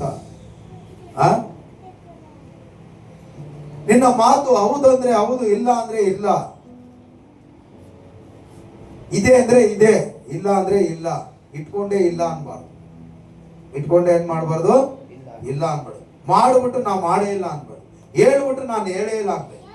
ಇವತ್ತು ಎಷ್ಟು ಜನ ಆ ತರ, ಅಯ್ಯೋ ಸತ್ಯವಾಗಿ ನಾನು ಹೇಳೇ ಇಲ್ಲ, ಸತ್ಯವಾಗಿ ಹೇಳಿಲ್ಲ. ಅದಕ್ಕೆ ಮಿಂಚಿನದು ಸೈತಾನನಿಂದ ಬಂದಂತ ಕಾರ್ಯ ಅಂತ ವಾಕ್ಯ ಹೇಳುತ್ತೆ. ಸೈತಾನನಿಗೆ ನೀನು ಕಿವಿ ಕೊಟ್ಟಿದ್ದಿ, ಆ ಸುಳ್ಳಿಗೆ ಸುಳ್ಳಾಗಿರುವ ಅಧಿಪತಿಗೆ ನೀನು ಕಿವಿ ಕೊಟ್ಟಿದ್ದಿ, ಮನಸ್ಸು ಕೊಟ್ಟಿದ್ದಿ ಅಂತ ಅರ್ಥ. ಆದಿಯಿಂದಲೂ ಅವನು ಸುಳ್ಳಿನ ತಂದೆ ಅಂತ ಹೇಳಲ್ಪಡುತ್ತೆ. ಆದಿಯಿಂದಲೂ ಅವನು ಸುಳ್ಳು ಹೇಳ್ಕೊಂಡೇ ಬರುವವನಾಗಿರ್ತಾನೆ. ಅಂತವನಿಗೆ ನಾವು ಸೇರಿದವರಾಗಿರಬಾರದು. ಹೌದಂದ್ರೆ ಹೌದು, ಇಲ್ಲ ಅಂದ್ರೆ ಇಲ್ಲ. ನೋಡಿ, ದೇವರೇ ಹೇಳ್ತಾರೆ, ಅನ್ಯಾಯ ಮಾಡುವವನು ಇನ್ನೂ ಅನ್ಯಾಯ ಮಾಡಲಿ. ದೇವರಿಗೆ ಇಷ್ಟನಾ ಅನ್ಯಾಯ ಮಾಡೋದು? ದೇವರಿಗೆ ಇಷ್ಟನಾ? ಇಲ್ಲ. ಆದ್ರೆ ಅವನು ಅನ್ಯಾಯ ಮಾಡ್ತಾ ಇರ್ತಾನೆ. ದೇವರ ವಾಕ್ಯದಿಂದಲೂ ಅವನ್ನ ಎಚ್ಚರಿಸ್ತಾನೆ ಇರ್ತಾರೆ, ಇದು ಬೇಡ, ಇದು ತಪ್ಪು ಅಂತ. ಮತ್ತೆ ಮತ್ತೆ ಅವನು ಅನ್ಯಾಯ ಮಾಡ್ತಾನೆ ಇದ್ರೆ ದೇವರು ಹೇಳ್ಬಿಟ್ರು, ಅನ್ಯಾಯ ಮಾಡೋನು ಇನ್ನು ಅನ್ಯಾಯ ಮಾಡ್ಕೊಂಡು ಹೋಗ್ತಾ ಇರ್ಲಿ. ಮುಂದಕ್ಕೆ ಮೇಲಿಗೆ ಇಲ್ಲ, ಮೈಲಿಗೆ ಮಾಡಿಕೊಳ್ಳುವವನು ಇನ್ನು ತನ್ನನ್ನು ಮೈಲಿಗೆ ಮಾಡಿಕೊಳ್ಳ್ರಿ. ತಿಂಟು ವಿಭಚಾರ ಮಾಡುವವರು ಇನ್ನೂ ವಿಭಚಾರ ಮಾಡ್ಕೊಳ್ಳಿ. ದೇವ್ರು ಹೇಳಿದ್ರ ವಿಭಚಾರ ಮಾಡ್ರಿ ಅಂತ, ಮಾಡಬೇಡ್ರಿ ಅಂತಾನೆ ಹೇಳಿದ್ರು. ನೀನು ಕೇಳಿ ಕೂಡ ನೀನು ವಿಭಚಾರ ಮಾಡ್ತಾನೆ ಇದ್ರೆ ಇನ್ನೂ ಮಾಡ್ಕೋ ಹೋಗು ಅಂತ ಬಿಡ್ತಾರೆ. ಅದೇ ತನ್ನ ಶರೀರವನ್ನು ಮೈಲಿಗೆ ಮಾಡಿಕೊಳ್ಳುವವರು, ಅದು ಗಂಡಸನ ಇರಲಿ ಹೆಂಗಸನ ಇರಲಿ. ನೀತಿವಂತನು ಇನ್ನು ನೀತಿಯನ್ನು ಅನುಸರಿಸಲೇ. ನೋಡ್ರಿ, ನೀತಿಯಲ್ಲಿ ಒಳ್ಳೇದು ಮಾಡುವವನು ಇನ್ನೂ ಹೆಚ್ಚಾಗಿ ಒಳ್ಳೇದು ಮಾಡುವವನಾಗಿರ್ಲಿ. ನೀನು ಏನೇ ಒಳ್ಳೇದು ಮಾಡುವವನಾಗಿದ್ರೂ ಅದನ್ನು ಪ್ರೀತಿಯಿಂದ ಮಾಡು. ನೀನು ಏನೇ ಒಂದು ಸಹಾಯ ಮಾಡುವುದಾದ್ರೂ ಅದನ್ನು ಪ್ರೀತಿಯಿಂದ ಮಾಡು. ನೀನು ಏನೇ ಒಂದು ದಾನ ಕೊಡುವವನಾಗಿದ್ರೆ ಕೂಡ ಅದನ್ನು ನೀನು ಪ್ರೀತಿಯಿಂದ ಮಾಡು. ಸಭೆಗೆ ನೀನು ಬರುವವನಾಗಿದ್ರೆ ಪ್ರೀತಿಯಿಂದ ಬಾ, ಕಳವಳ ಪಟ್ಟು ಬರಬೇಡ. ಕಾಣಿಕೆ ದಶಮ ಭಾಗ ಕೊಡುವವನು ನೀನು ಪ್ರೀತಿಯಿಂದ ಮಾಡು. ನೀನು ಮಾಡುವುದೆಲ್ಲ ಪ್ರೀತಿಯಿಂದ ಮಾಡು. ನೀನು ಮಾಡುವುದೆಲ್ಲ ನಿನ್ನ ಹೃದಯದ ಮನಸ್ಸು, ನಿನ್ನ ಹೃದಯ ಪ್ರೀತಿ ಉಳ್ಳದಾಗಿದ್ದು ಮಾಡಲಿ. ಬೇಸರದಿಂದಿಲ್ಲ, ಕೋಪದಿಂದಿಲ್ಲ, ಹೊಟ್ಟೆ ಖರ್ಚಿನಿಂದಿಲ್ಲ. ಹಲ್ಲೆಲೂಯಾ. ಒಳ್ಳೇದು ಮಾಡುವವನು ಇನ್ನೂ ಚೆನ್ನಾಗಿ ಒಳ್ಳೇದು ಮಾಡಲಿ. ಆಮೇಲೆ ಪರಿಶುದ್ಧನು ತನ್ನನ್ನು ಇನ್ನ ಪರಿಶುದ್ಧ ಮಾಡಿಕೊಳ್ಳಲಿ. ಹಲ್ಲೆಲೂಯಾ. ಪರಿಶುದ್ಧನಾಗಿ ಜೀವಿಸುವವನು ತನ್ನನ್ನು ಇನ್ನ ಆದಷ್ಟು ಮಟ್ಟಿಗೆ ತನ್ನನ್ನು ಪರಿಶುದ್ಧ ಮಾಡಿಕೊಳ್ಳಲಿ. ದೇವರ ಗೊತ್ತು, ಒಬ್ಬ ಮನುಷ್ಯನು ಪರಿಶುದ್ಧನಾಗಿರಕ್ಕೆ ಸಾಧ್ಯವಿಲ್ಲ. ಒಂದು ವೇಳೆ ನಾವು ಪರಿಶುದ್ಧರಾಗಿ ನಾವು ಜೀವನ ಮಾಡಬೇಕು ಅಂತ ನಮ್ಮ ಹೃದಯ ಹೇಳುವುದಾದರೆ ನಮ್ಮನ್ನು ಇನ್ನೂ ಹೆಚ್ಚಾಗಿ ಪರಿಶುದ್ಧದಲ್ಲಿ ನಮ್ಮ ಶರೀರವನ್ನು ನಡೆಸುವುದಕ್ಕಾಗಿ ಪ್ರಯತ್ನ ಪಡಬೇಕು. ಹಲ್ಲೆಲೂಯಾ. ಪ್ರಯತ್ನ ಪಟ್ರೆ ಸಾಕು. ಅದೆಲ್ಲ ದೇವರು ನೋಡ್ತಾ ಇದ್ದಾರೆ. ಏಕೆ ಹೇಳಿದ್ರು? ಅನ್ಯಾಯ ಮಾಡುವವನು ಇನ್ನ ಅನ್ಯಾಯ ಮಾಡಲಿ, ವಿಭಚಾರ ಮಾಡುವವನು ಇನ್ನ ಕೆಟ್ಟು ಹೋಗಿ ವಿಭಚಾರ ಮಾಡಿ, ಕೆಟ್ಟು ಹೋಗುವವನು ಇನ್ನ ಕೆಟ್ಟು ಹೋಗಲಿ. ಕೆಟ್ಟು ಹೋಗೋರಿಗೆಲ್ಲ ಏನ್ ಸಿಕ್ಕುತ್ತೆ? ತಪ್ಪು ಮಾಡಿದವ್ರಿಗೆಲ್ಲ ಏನ್ ಸಿಕ್ಕುತ್ತೆ? ದಂಡನೆ ಸಿಕ್ಕುತ್ತೆ ಅಲ್ವಾ? ನಾವು ತಪ್ಪೇ ಮಾಡಿಲ್ಲ ಅಂತ ತಪ್ಪಿಸ್ಕೊಳ್ಳಕ್ ಆಗಲ್ಲ. ನ್ಯಾಯ ವಿಚಾರಣೆಯಲ್ಲಿ ಎಲ್ಲಾ ಸೃಷ್ಟಿಗಳೆಲ್ಲ ನಮಗೆ ವಿರೋಧವಾಗಿ ಸಾಕ್ಷಿ ಹೇಳಕ್ ಆರಂಭಿಸ್ಬಿಡ್ತದೆ. ಅವಾಗ ತಪ್ಪಿಸ್ಕೊಳ್ಳಕ್ ಆಗಲ್ಲ. 5 ಪೀಸ ಕದ್ರೇನು ಕಳ್ಳಾನೆ, 1 ಕೋಟಿ ಕದ್ರೇನು ಕಳ್ಳಾನೆ. ಅದಕ್ಕೆ ಚೆನ್ನಾಗಿ ಇನ್ನ ನೀನು ಪಾಪದಲ್ಲಿ ಸಂತೋಷ ಮಾಡು. ಅನ್ಯಾಯ ಮಾಡಿ ನೀನು ಸಂತೋಷವಾಗಿರು. ಒಂದಿನ ಅಲ್ಲೂ ನೀನು ಹೋಗ್ಲೇಬೇಕಾಗುತ್ತೆ. ಉಪಚಾರ ಮಾಡಿ ಚೆನ್ನಾಗಿ ನೀನು ಶರೀರಕ್ಕೆ ಸಂತೋಷ ತಗೋ. ಯಾಕಂದ್ರೆ ಸ್ವಲ್ಪ ಮಾಡಿದ್ರೇನು ಅದೇನೆ, ಜಾಸ್ತಿ ಮಾಡಿದ್ರೇನು ಅದೇನೆ. ಇದ್ರಲ್ಲಿ ನೀನು ಸಂತೋಷ ಪಡಂಗಿದ್ರೆ ಚೆನ್ನಾಗಿ ಮಾಡಿ ಸಂತೋಷ ಪಡು. ಯಾಕಂದ್ರೆ ಕೊನೆಯಲ್ಲಿ ನೀನು ಅಲ್ಲಿಗೆ ಹೋಗ್ಬೇಕಾಗುತ್ತೆ, ದಂಡನೆಗೆ. ಹಲ್ಲೆಲೂಯ. ಅರ್ಥ ಆಯ್ತಾ ಇಲ್ವಾ? ಒಳ್ಳೇದು ಮಾಡುವವನು ಅವನ ಕೈಯಲ್ಲಿ ಆದಷ್ಟು ಮಟ್ಟಿಗೆ ಅನೇಕರಿಗೆ ಒಳ್ಳೇದು ಮಾಡಲಿ, ದೇವರಿಗೆ ಇಷ್ಟವಾದ ಕಾರ್ಯ ಮಾಡಲಿ. ಒಂದು ವೇಳೆ ಇನ್ನೊಬ್ಬರಲ್ಲಿ ತಪ್ಪು ಕಂಡು ಬರುವಾಗ ಆ ತಪ್ಪನ್ನು ನೀನು ಅವನಿಗೆ ಹೇಳಿ ತೋರಿಸ್ತೀರಾ, ನೀನೇನ್ ಮಾಡು, ದೇವರ ಸಮ್ಮುಖದಲ್ಲಿ ಕುಳಿತುಕೊಂಡು, ದೇವರೇ ಅವನು ಮಾಡ್ತಾ ಇರುವ ತಪ್ಪು ನಾನು ನೋಡ್ತಾ ಇದ್ದೀನಿ ಸ್ವಾಮಿ, ಆ ತಪ್ಪನ್ನು ಅವನು ಕ್ಷಮಿಸು, ಅವನು ಮತ್ತೆ ತಪ್ಪು ಮಾಡದಿರಂಗೆ ಅವನನ್ನು ಬದಲಾಯಿಸು ಅಂತ ಅವನಿಗೋಸ್ಕರ ನೀನು ಭಾರಪಟ್ಟು ಪ್ರಾರ್ಥಿಸುವನಾಗಿರ್ಬೇಕು. ಹಲ್ಲೆಲೂಯ. Praise the Lord. ಇವಾಗ ಎಲ್ಲಿ ಬಂದ್ರಿ ಈ ವಾಕ್ಯದಲ್ಲಿ? ಸಾಕು, ಅದು ಪರಿಶುದ್ಧ ಮಾಡ್ಕೊಳ್ಳೋನು ತನ್ನನ್ನು ಇನ್ನೂ ಹೆಚ್ಚಾಗಿ ಪರಿಶುದ್ಧ ಮಾಡ್ಕೊಳ್ಳಿ ದೇವರ ವಾಕ್ಯದ ಮೂಲಕ. ಪ್ರಜೆಗಳು ನ್ಯಾಯ ವಿಚಾರಣೆಯಲ್ಲಿ ಭೂಮಿ ಆಕಾಶಗಳನ್ನು ಸಾಕ್ಷಿಗಳನ್ನಾಗಿ ನೇಮಿಸುತ್ತಾನೆ. 5 ನನ್ನೊಡನೆ ಯಜ್ಞದ ಮೂಲಕ ಒಡಂಬಡಿಕೆಯನ್ನು ಮಾಡಿಕೊಂಡ ನನ್ನ ಭಕ್ತರನ್ನು ನನ್ನ ಬಳಿಗೆ ಕರೆದುಕೊಂಡು ಬನ್ನಿರಿ ಎಂದು ಆಜ್ಞಾಪಿಸುತ್ತೇನೆ. ಹಲ್ಲೆಲೂಯ. ದೇವರೊಟ್ಟಿಗೆ ನಾವು ಒಡಂಬಡಿಕೆಯನ್ನು ಮಾಡಿಕೊಂಡು ಇರುವವರು ನಾವು ದೇವರ ಭಕ್ತರಾಗಿ ಕಾಣಿಸಲ್ಪಡುತ್ತೇವೆ. ದೇವರು ಹೇಳುತ್ತಾರೆ, ನನ್ನಂತ ಆ ರೀತಿಯಂತ ಇರುವಂತ ಮಕ್ಕಳನ್ನು ಏನ್ ಮಾಡಬೇಕು? ನನ್ನ ಬಳಿಗೆ ಕರೆದುಕೊಂಡು ಬನ್ನಿ. ದೇವರು ನಮ್ಮನ್ನು ಮಾತ್ರ ಪ್ರೀತಿಸ್ತಾ ಇಲ್ಲ. ಈ ಲೋಕದಲ್ಲಿ ಒಬ್ಬನೂ ಕೆಟ್ಟು ಹೋಗ್ತೀರಾ, ಎಲ್ಲರೂ ನಿತ್ಯ ಜೀವ ಹೊಂದಿಕೊಳ್ಳಬೇಕಂತ ದೇವರು ಎಲ್ಲರ ಮೇಲೆ ಪ್ರೀತಿಯನ್ನಿಟ್ಟು ತನ್ನ ಒಬ್ಬನೇ ಮಗನನ್ನು ಈ ಲೋಕಕ್ಕೆ ಕಳಿಸಿಕೊಟ್ಟಿದ್ದಾರೆ. ಆಮೆನ್. ಆತನನ್ನು ನಂಬುವರು ಒಬ್ಬರು ನರಕಕ್ಕೂ ದಂಡನೆಗೂ ಹೋಗ್ದಿರಂಗೆ ಎಲ್ಲರೂ ಸ್ವರ್ಗಕ್ಕೆ ಹೋಗ್ಬೇಕಂತ ಆತನ ಚಿತ್ತವಾಗಿದೆ. ಹಲ್ಲೆಲೂಯ. ಆದ್ರಿಂದ ಅಂತ ದೇವರ ಮಕ್ಕಳನ್ನು ನಾವೇನ್ ಮಾಡ್ಬೇಕು?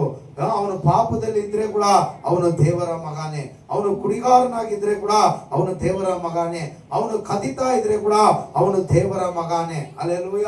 ಅವನು ಸುಳ್ಳು ಹೇಳ್ತಾ ಇದ್ರೆ ಕೂಡ ದೇವರ ಮಗನೇ. ಅವನಿಗೋಸ್ಕರ ನಾವೇನ್ ಮಾಡ್ಬೇಕು? ಪ್ರಾರ್ಥನೆ ಮಾಡಿ ಆ ದೇವರ ಬಳಿಗೆ ಅವನನ್ನು ಕರೆದುಕೊಂಡು ಬರುವುದಕ್ಕೆ ನಾವು ಪ್ರಯತ್ನ ಪಡುವವರಾಗಿರ್ಬೇಕು. ಹಲ್ಲೆಲೂಯ. ಯಾಕೆ? ಅವನಿಗೋಸ್ಕರ ಕೂಡ ದೇವರು ಜೀವವನ್ನು ಕೊಟ್ಟಿದ್ದಾರೆ. ಆದಷ್ಟು ಮಟ್ಟಿಗೆ ಅವನಿಗೆ ಎಷ್ಟು ದೇವರ ಸತ್ಯ ಹೇಳಕ್ಕಾಗುತ್ತೋ, ಅವನಿಗಾಗಿ ನಾವು ಎಷ್ಟು ಪ್ರಾರ್ಥನೆ ಮಾಡಕ್ಕಾಗುತ್ತೋ ಅಷ್ಟೂ ಪ್ರಾರ್ಥನೆ ಮಾಡಿ, ಅಷ್ಟೂ ಅವನಿಗೆ ದೇವರ ವಾಕ್ಯವನ್ನು ತಿಳಿಸಿ ಅವನನ್ನು ಹೇಗಾದರೂ ರಕ್ಷಣೆಯಲ್ಲಿ ಕರೆದುಕೊಂಡು ದೇವರ ಬಳಿಗೆ ಸೇರಿಸಬೇಕಂತ ನಮ್ಮ ಹೃದಯ ಆಸೆ ಪಡಬೇಕು. ವೇಳೆ ಕೊನೆಯವರೆಗೂ ಅವನು ಬಂದಿಲ್ಲ ಅಂದ್ರೆ ಅದು ಅವನಿಗೆ ಸೇರಿದ್ದು. ಅವನು ಮಾಡಿದ ಕೃತ್ಯಗಳಿಗೆ ಅವನು ದಂಡನೆ ಅನುಭವಿಸ್ತಾನೆ. ಆದ್ರೆ ಪ್ರಯತ್ನ ಪಡುವುದು ದೇವರನ್ನು ಅರಿತ ದೇವರ ಮಕ್ಕಳ ಜವಾಬ್ದಾರಿ ಆಗಿದೆ. ಆಮೇನ್ ಆಮೇನ್ ಅಂತ ಹೇಳೋಣ. ನಮ್ಮ ಜವಾಬ್ದಾರಿ ಅಲ್ವಾ? ದೇವರು ನಮಗ್ ಮಾತ್ರ ತನ್ನ ರಕ್ತ ಕೊಟ್ರ? ದೇವರು ನಮಗ್ ಮಾತ್ರ ಆತನ ಶರೀರವನ್ನು ಕೀಳಲು ಕೊಟ್ರ? ಇಲ್ಲ. ಹುಟ್ಟುವಂತ ಮಕ್ಕಳಿಗೂ, ಹುಟ್ಟಿ ಬೆಳೆದಿರುವಂತ ಮಕ್ಕಳಿಗೂ, ಇವಾಗ ಇರುವಂತ ಜನರಿಗಾಗಿ ಆತನು ತನ್ನ ಜೀವವನ್ನೇ ಕೊಟ್ಟಿದ್ದಾರೆ. ಆಮೇನ್. ಹಲ್ಲೆಲೂಯ. ಆಮೇಲೆ ದೇವರು ತಾನೇ ನ್ಯಾಯಾಧಿಪತಿ. ಆತನು ಮಾತ್ರನೇ ನಮಗೆ ನ್ಯಾಯಾಧಿಪತಿ. ನ್ಯಾಯ ತೀರಿಸುವ ಅಧಿಕಾರ ನಮ್ಮ ಕೈಯಲ್ಲಿಲ್ಲ. ನ್ಯಾಯ ತೀರಿಸುವ ಅಧಿಕಾರ ನಮ್ಮ ಕೈಗೆ ದೇವರು ಕೊಟ್ಟಿಲ್ಲ. ಒಬ್ಬ ನಮಗೆ ವಿರೋಧವಾಗಿ ತಪ್ಪು ಮಾಡಿದ್ರೆ ನಾವು ಏನ್ ಮಾಡ್ಬೇಕಂತ ಯೇಸು ಹೇಳಿದ್ರು? ಹೋಗ ಅವನ್ನ ಜಾಡಿಸಿ ಓದಿರಿ ಅಂದ್ರ ಏನ್ ಮಾಡ್ಬೇಕು? ನಿಮಗೆ ತಪ್ಪು ಮಾಡಿದವರನ್ನು ನೀವೇನ್ ಮಾಡ್ಬೇಕಂತೆ? ಕ್ಷಮಿಸುವವರಾಗಿರ್ಬೇಕು. ನ್ಯಾಯವನ್ನು ನಾವು ಕೈಯಲ್ಲಿ ತೆಗೆದುಕೊಳ್ಳಬಾರದು. ಯಾಕಂದ್ರೆ ನ್ಯಾಯಾಧಿಪತಿ ಆತನು ಒಬ್ಬನೇ. ಇಡೀ ಜಗತ್ತಲ್ಲಿರುವ ಪ್ರತಿಯೊಂದು ಕುಲಕ್ಕೂ ಆತನೊಬ್ಬನೇ ನ್ಯಾಯಾಧಿಪತಿ ಆಗಿರ್ತಾನೆ. ಹಲ್ಲೆಲೂಯ. ಅವರವರೇ ನ್ಯಾಯಾಧಿಪತಿಯ ಇರುತ್ತಾರೆ. ಆತನು ನೀತಿ ಸ್ವರೂಪನೆಂದು ಆಕಾಶ ಮಂಡಲವು ಘೋಷಿಸುತ್ತದೆ. ಏರ್ಕೈಗಳು ಅನ್ನಂದ್ರೆ ಎಲ್ಲಾ ಸೃಷ್ಟಿಗಳು, ಆಕಾಶದಲ್ಲಿರುವ ಪ್ರತಿಯೊಂದು ಸೃಷ್ಟಿಗಳು ಆತನು ಏನಂತೆ ನೀತಿ ಸ್ವರೂಪನಾದ ದೇವರೆಂದು ಘೋಷಣೆ ಮಾಡುವಂತದ್ದಾಗಿರುತ್ತೆ. ಆಕಾಶದಲ್ಲಿ ಇರುವ ಮಂಡಲದಲ್ಲಿ ಇರುವಂತದ್ದು ಅಂದ್ರೆ ಪರಲೋಕ ಎಲ್ಲಿದೆ? ಭೂಮಿಯಲ್ಲಿದ್ದ, ಆಕಾಶದಲ್ಲಿದ್ಯಾ? ಅವಾಗ ಪರಲೋಕದಲ್ಲಿ ಯಾರೆಲ್ಲ ಇದ್ದಾರೆ? ಅವಾಗ ಆಕಾಶದ ಮೇಲೆ ಯಾರೆಲ್ಲ ಇದ್ದಾರೆ? ದೇವದೂತರೆಲ್ಲ ಇದ್ದಾರೆ. ಎಷ್ಟಿದ್ದಾರೆ? ಒಂದಾ ಇಲ್ಲ, ಕೋಟ್ಯಾನುಕೋಟಿ ಲಕ್ಷಾದಿ ಲಕ್ಷ ದೇವದೂತರುಗಳಿದ್ದಾರೆ. ಹಲ್ಲೆಲೂಯಾ. ಅವರೆಲ್ಲರೂ ಏನ್ ಮಾಡ್ತಾರಂತೆ? ಆ ದೇವರು ನೀತಿ ಸ್ವರೂಪಿ ಅಂತ ಹೇಳಿ ತುದಿಸಕ್ಕೂ ಕೂಗಕ್ಕೂ ಸ್ಟಾರ್ಟ್ ಮಾಡ್ತಾರೆ. ಅದಕ್ಕೆ ಯೆಶಾಯ 6ನೇ ಅಧ್ಯಾಯದಲ್ಲಿ ಹೇಳುತ್ತೆ, ಕೆರೂಬಿಗಳು ಸೆರಾಬಿಗಳು ರಾತ್ರಿ ಹಗಲು ಏನ್ ಮಾಡ್ತಾ ಇರ್ತದಂತೆ? ಸೇನೆಗಳ ಕರ್ತನು ಪರಿಶುದ್ಧನು ಪರಿಶುದ್ಧನು ಪರಿಶುದ್ಧನು ಪರಿಶುದ್ಧನಿಂದ ಹಗಲು ರಾತ್ರಿ ದೇವರನ್ನು ಸ್ತುತಿಸುತ್ತಾ ಇರುತ್ತೆ.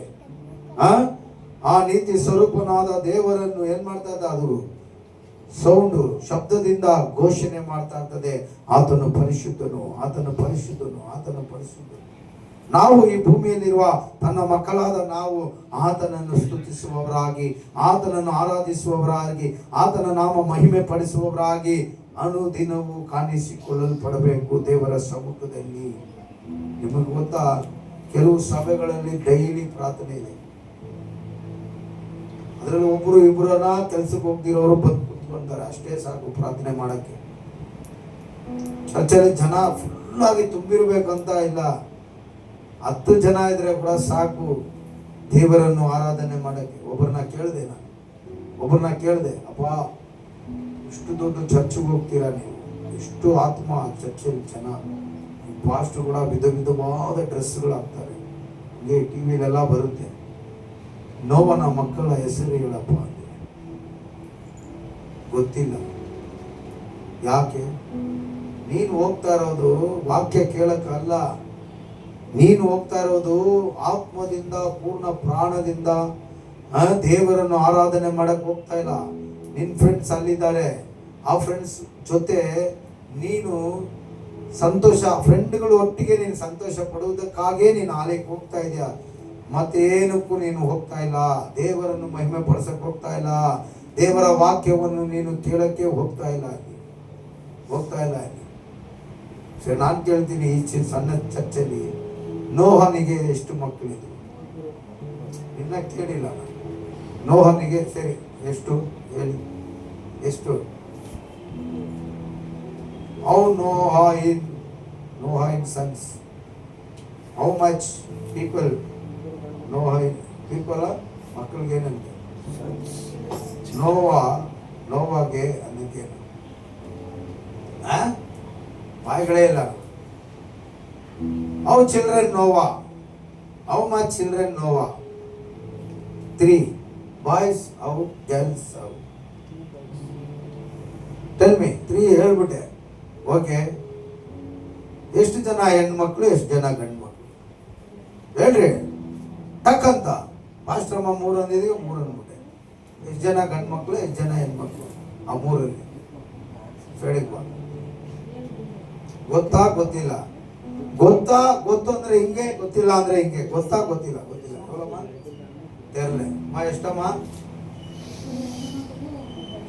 Very good. ಕೈಗಳ ತಪ್ಪಬೇಡ್ರಿ, ಇರಿ. 2 ಹೆಣ್ಮಕ್ಳು, 4 ಗಂಡು ಮಕ್ಕಳು. ಸರಿ, ನೋವನಿಗೆ ಎಷ್ಟು ಮಕ್ಕಳು? ಒಂದು ಹೆಣ್ಣೆ ಎಷ್ಟು, ಗಂಡೆ ಎಷ್ಟು ಹೇಳಿ? ಗೊತ್ತಿಲ್ಲ. ಎಷ್ಟಮ್ಮ? ಗೊತ್ತಿಲ್ಲ. ಎಷ್ಟಪ್ಪ? ಗೊತ್ತಿಲ್ಲ. ಎಷ್ಟು? 2 ಗಂಡು ಮಕ್ಕಳು, 2 ಗಂಡು ಮಕ್ಕಳು, 1 ಹೆಣ್ಮಗುನಾ? Very good. ಎಷ್ಟಪ್ಪ? ಸೇಮ. ಪಾಪ ಎಷ್ಟು? ಗೊತ್ತಿಲ್ಲ. ಎಷ್ಟು? ಕರುಗಳ ತಟ್ಟಿ ಚಪ್ಪಾಳೆ ಹೊಡೆದು ವಿಸಾಖಪಡಿಸಿ ಏನ್ ಕಾಪಿ ಸೆಟ್ ಸೇಮ್ 3 ಗಂಡು ಮಕ್ಕಳೇ. ನೋವಾಗೆ 3 ಗಂಡು ಮಕ್ಕಳೇ. ಹಲ್ಲೆಲೂಯಾ. 3 ಗಂಡು ಮಕ್ಕಳು, 3 ಸೊಸೆಯರಿದ್ರು, ಹೆಣ್ಮಕ್ಳಿಲ್ಲ, 3 ಗಂಡು. ಅವ್ರ 3 ಗಂಡು ಮಕ್ಕಳ ಹೆಸರು ಶೇಮ್, ಹಾಮ್, ಎಪೆತ್. ಏನು? ಶೇಮ್, ಹಾಮ್, ಎಪೆತ್ ಅಂತ. ಹಲ್ಲೆಲೂಯಾ. ಶೇಮನ ಸಂತತಿಯಲ್ಲೇ ಯೇಸು ಹುಟ್ಟಿದ್ದು. ಯೇಸು ಯಾವ ಸಂತತಿಯಲ್ಲಿ ಹುಟ್ಟಿದ್ರು? ಶೇಮ್ ಸಂತತಿಯಲ್ಲಿ ಯೇಸು ಹುಟ್ಟಿದ್ರು. ಹಾಮ್ ಸಂತತಿ ಯಾರು ಗೊತ್ತಾ? ಅಹಾಮ್ ಅಂದ್ರೆ ಏನು?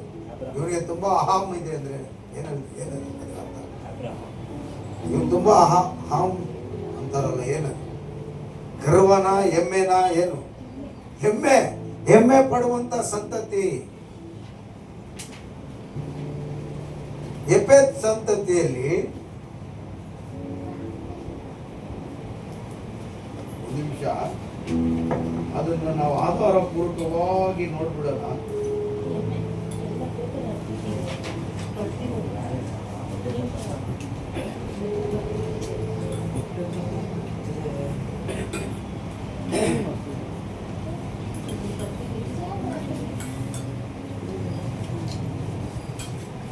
ಲೂಕಾ ಪುಸ್ತಕದಲ್ಲಿ ಬರುತ್ತೆ ನೋಡಿ.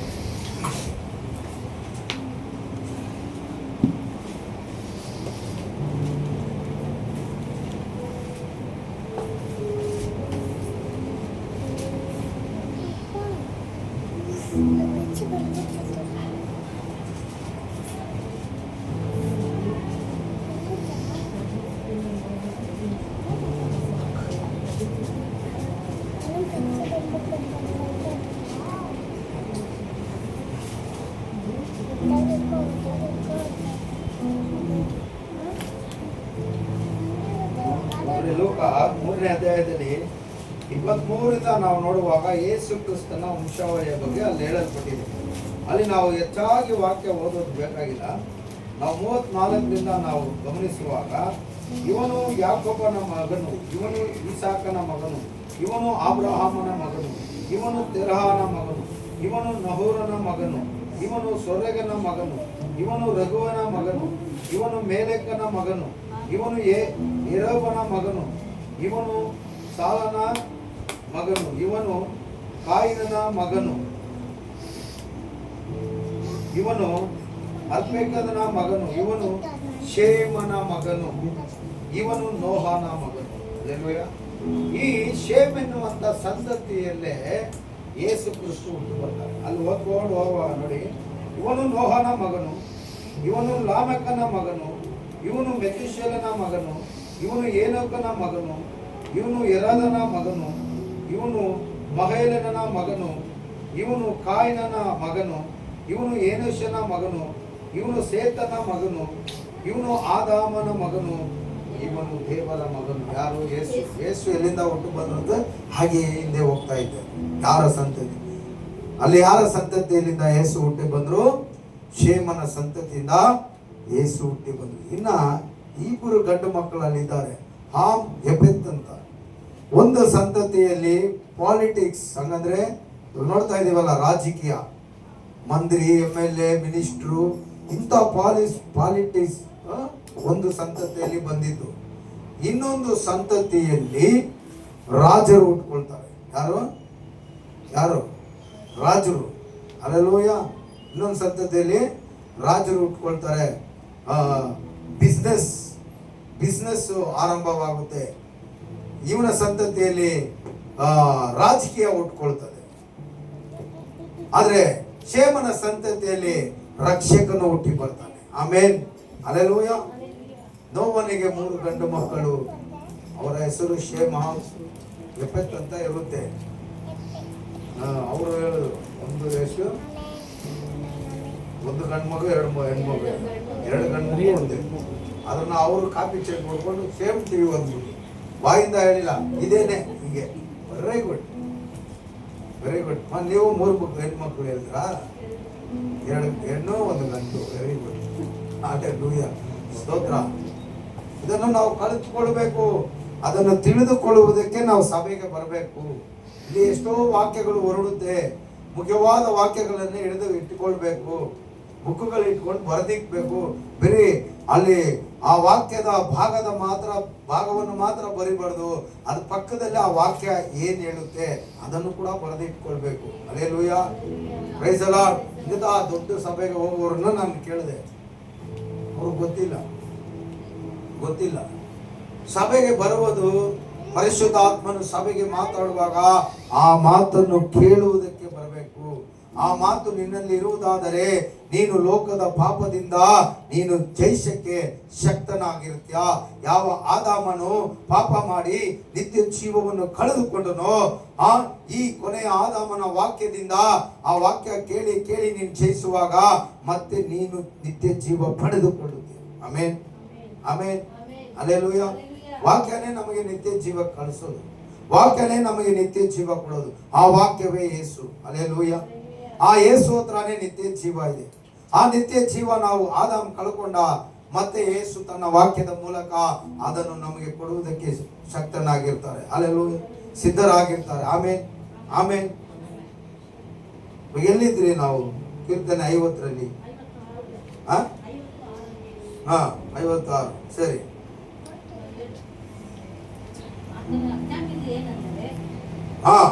ಆತನು ಆಜ್ಞಾಪಿಸುವುದೇನೆಂದರೆ, ಹಂಗಂದ್ರೆ ಆತನು ಹೇಳುವುದೇನೆಂದರೆ, ಪ್ರಜೆಗಳಿರ ಇಸ್ರಾಯೇಲರೇ, ನಾವು ಇವತ್ತು ವಾಗ್ದಾನದಲ್ಲಿ ಇಸ್ರಾಯೇಲರಾಗಿ ಮಾರ್ಪಟ್ಟಿದ್ದೇವೆ. ಅದನ್ನ ನಾವು ವಾಗ್ದಾನ ಮಾಡಲ್ಪಟ್ಟಂತ ಇಸ್ರಾಯೇಲರು. ಮೊದಲು ನಾವು ಇಸ್ರಾಯೇಲ್ ಅಲ್ಲ, ಅಬ್ರಹಾಮನ ಸಂತತಿ ಇಸ್ರಾಯೇಲರಾಗಿದ್ರು. ಇಸ್ರೇಲ್ ಎನ್ನುವಂತ ಹೆಸರು ಯಾರಿಗೆ ಕೊಡಲ್ಪಟ್ಟಿತ್ತು?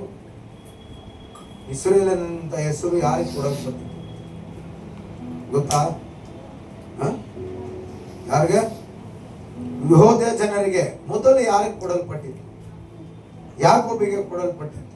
ಯಾಕೋಬು ದೇವರ ಹತ್ರ ರಾತ್ರಿ ಎಲ್ಲ ನನ್ನನ್ನು ಆಶೀರ್ವಾದ ಮಾಡುವ ಹೊರತು ನಾನು ನಿನ್ನನ್ನು ಬಿಡುವುದಿಲ್ಲ ಅಂತ ಅವನು ಹೋರಾಡುವಾಗ, ಬೆಳಿಗ್ಗೆ ಆಗುವ ಸಮಯದಲ್ಲಿ ನನ್ನ ಹತ್ರ ಹೋರಾಡಿದುದಕ್ಕಾಗಿ ನಾನು ನಿನಗೊಂದು ಆಶೀರ್ವಾದ ಮಾಡ್ತೇನೆ, ಇನ್ನು ಯಾಕೋಬು ಅನಿಸಿಕೊಳ್ಳುವುದಿಲ್ಲ, ನೀನು ಇಸ್ರೇಲ್ ಅನಿಸಿಕೊಳ್ಳುತ್ತೀಯ. ಅವನಿಗೆ ಹೆಸರು ಕೊಟ್ಟಿದ್ದು ಇಸ್ರೇಲ್. ಅವನಿಂದ ಹುಟ್ಟಿದ ಸಂತತಿಗೆ ಇಸ್ರೇಲ್ ಜನರು ಅಂತ ಕರೆಯಲ್ಪಟ್ಟಿತ್ತು. ಇಸ್ರೇಲ್ ಜನರಂತ ಕರೆಯಲ್ಪಟ್ಟಿತ್ತು. ಇವತ್ತು ನಾವು ಇಸ್ರೇಲರಾಗಿದ್ದಿಲ್ಲ. ಯಾವಾಗ ನಾವು ಯೇಸು ಕ್ರಿಸ್ತನನ್ನು ಸ್ವಂತ ರಕ್ಷಕರಾಗಿ ಸ್ವೀಕರಿಸಿಕೊಂಡ್ರೋ, ವಾಗ್ದಾನ ಮಾಡಲ್ಪಟ್ಟ ಪ್ರತಿಯೊಂದು ಇಸ್ರೇಲಿಗೆ ನಮಗೂ ಅದು ಕೊಡಲ್ಪಟ್ಟಿತ್ತು.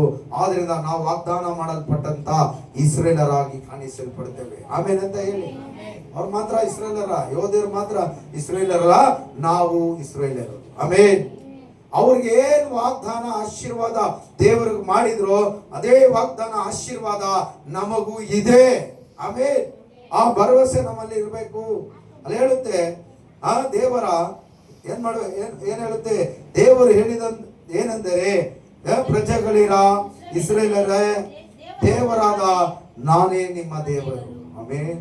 ಆತನು ನಮ್ಮ ದೇವರು. ಅದನ್ನು ನಾವು ಅರ್ಥ ಮಾಡ್ಕೊಳ್ಬೇಕು. ಒಂದು ಮಗುಗೆ ಚಿಕ್ಕದ್ರಿಂದ ಯಾಕೆ ಆ ಮಗು ಇವರೇ ತಂದೆ ತಾಯಿ ತಿಳಿದುಕೊಳ್ಬೇಕು?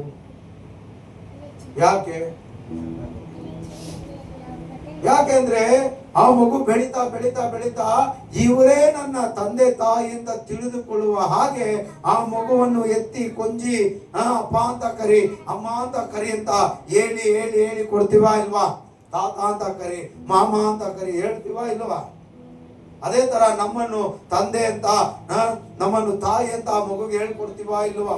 ಯಾಕಂದ್ರೆ ಅದು ಬೆಳೀತಾ ಬೆಳೀತಾ ಅದೊಂದು ಮೆಚುರಿಟಿಗೆ ಬರುವಾಗ ನಮ್ಮನ್ನು ಮಾತ್ರನೇ ತಂದೆ ತಾಯಿ ಅಂತ ಅದು ಕರಿಬೇಕು.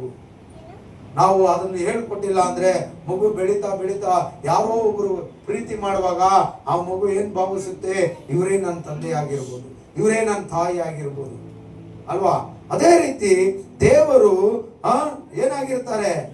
ನಮ್ಮ ದೇವರಾಗಿರ್ತಾರೆ, ನಿಮ್ಮ ದೇವರಾಗಿರ್ತಾರೆ. ರೋಡಲ್ಲಿ ಹೋಗೋರ್ನೆಲ್ಲ ಅಪ್ಪ ಅಂತ ಮಗು ಕರೆಯಕ್ಕಾಗುತ್ತಾ? ತಪ್ಪಾಗ್ಬಿಡಲ್ಲ. ರೋಡಲ್ಲಿ ಹೋಗೋರ್ನೆಲ್ಲ ಬೆಳಗ್ಗೆ ಆ ದಿವಸಕ್ಕೆ ಹೋಗ್ತಿರಲ್ಲ, ಅವನ ಅಪ್ಪ ಅಂದ್ರೆ ತಪ್ಪಾಗ್ಬಿಡಲ್ಲ? ಹೇಳಿ, ಮಟನ್ ಶಾಪ್ ಅವನ್ನ ಹೋಗಿ ಅಪ್ಪ ಅಂದ್ಬಿಟ್ರೆ ತಪ್ಪಾಗ್ಬಿಡಲ್ಲ? ಅಪ್ಪನೇ ಅಪ್ಪ ಅನ್ಬೇಕು. ಮಗು ತನ್ನ ಒರಿಜಿನಲ್ ತಂದೆಯನ್ನೇ ತಾಯಿಯನ್ನೇ ತಂದೆ ತಾಯಿ ಅಂತ ಭಾವಿಸಬೇಕು. ಅದೇ ರೀತಿನೇ ದೇವರು ನಮ್ಮ ದೇವರಾಗಿದ್ದಾರೆ ಅಂತ ನಾವು ಅರಿತುಕೊಳ್ಬೇಕು, ನಮ್ಮ ಮಕ್ಕಳಿಗೆ ತಿಳಿಸಿಕೊಡ್ಬೇಕು. ಹಲ್ಲೆಲೂಯಾ. ಆತನೇ ಸತ್ಯವುಳ್ಳ ದೇವರು, ಆತನೇ ನೀತಿ ಸ್ವರೂಪನು, ಆತನೇ ಜೀವವುಳ್ಳ ದೇವರು, ಆತನೇ ನ್ಯಾಯಾಧಿಪತಿ, ಆತನೇ ನ್ಯಾಯ ತೀರಿಸುವಂತ ದೇವರು. ಆತನ ಸನ್ನಿಧಾನಕ್ಕೆ ನಮ್ಮನ್ನು ಬರ ಕೇಳಿದ್ದಾರೆ, ಅಲ್ಲಿ ಬಂದು ಆತನ ನಾಮವನ್ನು ಮಹಿಮೆ ಪಡಿಸಬೇಕಂತ ಆತನು ತಿಳಿಸಿಕೊಟ್ಟಿದ್ದಾನೆ ಅಂತ ಆ ಮಕ್ಕಳಿಗೆ ನಾವು ಹೇಳಿಕೊಡ್ಬೇಕು, ಮಕ್ಕಳಿಗೆ ಹೇಳಿಕೊಡ್ಬೇಕು. ಹಲ್ಲೆಲೂಯಾ. ನೋಡಿ, ನಿಮಗೆ ಖಂಡಿತವಾಗಿ ಹೇಳುತ್ತೇನೆ, ಕೇಳಿರಿ. ನಾನು ನಿಮ್ಮ ಯಜ್ಞಗಳ ವಿಷಯದಲ್ಲಿ ತಪ್ಪೆನಿಸುವುದಿಲ್ಲ. ಸರ್ವಾಂಗ ಹೋಮಗಳು ನೀವು ನಿತ್ಯವೂ ನನಗೆ ಸಮರ್ಪಿಸುತ್ತೀರಿ. ನೋಡಿ, ಒಂದು ಕಾಲದಲ್ಲಿ ದೇವರು ಏನ್ ಮಾಡದಂತೆ, ಮನುಷ್ಯನೊಟ್ಟಿಗೆ ಯಜ್ಞ ಬಲಿಗಳನ್ನು ಕೊಡಬೇಕು ನನಗೆ ಅಂತ ಆತನು ಆಜ್ಞಾಪಿಸಿದ್ದನು.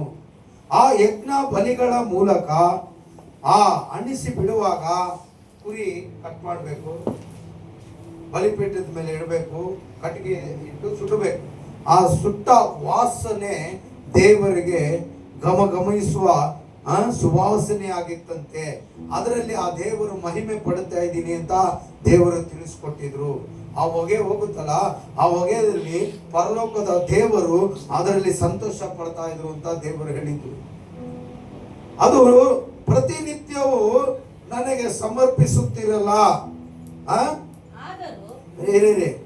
ದಿನ ಸಮರ್ಪಿಸುತ್ತೀವಿ. ಆ ಯಜ್ಞಗಳ ವಿಷಯದಲ್ಲಿ ನಾನು ತಪ್ಪೆನಿಸುವುದಿಲ್ಲ. ನೀವು ಮಾಡ್ತಾ ಇದ್ದೀರಾ ಮಾಡಿ, ಆದ್ರೆ ಒಂದು ಕಾಲ ಬಂತು, ಆ ಕಾಲದಲ್ಲಿ ದೇವರು ಏನ್ ಮಾಡಿದ್ರು, ಸಾಕು ಯಜ್ಞಗಳು, ನೀವು ಬಲಿ ಕೊಡೋದಲ್ಲ ಬೇಡ. ಇನ್ನ ಬಲಿನೇ ಜಾಸ್ತಿ ಆಗ್ತಾ ಇತ್ತು, ರಕ್ತ ಚೆಲ್ಲುವಿಕೆ ಜಾಸ್ತಿ ಆಗ್ತಾ ಇತ್ತು, ಪಾಪ ಜಾಸ್ತಿ ಆಗ್ತಾ ಇತ್ತು. ಆದ್ರಿಂದ ನನ್ನ ಕುಮಾರನನ್ನು ನಾನು ಕಳಿಸಿ, ಆ ಕುಮಾರನ ಮೂಲಕ ಒಂದೇ ಬಲಿದಾನದ ಮೂಲಕ ನಿರಂತರ ಪಾಪ ಕ್ಷಮಾಪಣೆ ಮಾಡುತ್ತೇನೆ ಅಂತ ದೇವರು, ತಂದೆಯಾದ ದೇವರು ತನ್ನ ವಾಕ್ಯವಾದ ಕ್ರಿಸ್ತವನ್ನು ಭೂಮಿಗೆ ಕಳಿಸಿಕೊಟ್ರು. ಇವಾಗ ಒಂದೇ ಬಲಿ, ಶಿಲುವೆಯ ಬಲಿಯ ಮೂಲಕ ನಿರಂತರವಾದ ಪಾಪ ಕ್ಷಮಾಪಣೆ ಆಗೋಯ್ತು. ನಾವು ಪಾಪಿಗಳಲ್ಲ, ನಾವು ಶಾಪದಲ್ಲಿರುವವರು ಅಲ್ಲ, ಎಲ್ಲವೂ ತೀರಿಸಿಬಿಟ್ರು ಯೇಸು ಸ್ವಾಮಿ. ಹಲ್ಲೆಲೂಯಾ. ಆದ್ರೆ ದೇವರು ಮಹಿಮೆ ಪಡಿಸಿಕೊಳ್ಳುವುದಕ್ಕಾಗಿ ದೇವರು ಮನುಷ್ಯನ ಮೂಲಕ ಕೆಲವೊಂದು ವಿಷಯಗಳನ್ನು ಎದುರು ನೋಡುವವರಾಗಿರ್ತಾರೆ. ಏನದು ಅಂದ್ರೆ, ಇಲ್ಲ ಅಲ್ಲಿಲ್ಲ, 23 ಕೊನೆ ವಚನ, ಯಾರು ಸ್ತುತಿ ಯಜ್ಞವನ್ನೇ ಸಮರ್ಪಿಸುತ್ತಾರೆ ಅವರೇ ನನ್ನನ್ನು ಗೌರವಿಸುತ್ತಾರೆ. ಇವಾಗ ಬಲಿ ಬೇಡ, ದೇವರನ್ನು ಅಪ್ಪ ತಂದೆ ಅಂತ ಸ್ತುತಿಸಕ್ಕೆ ಆರಂಭಿಸುತ್ತೇವೆ.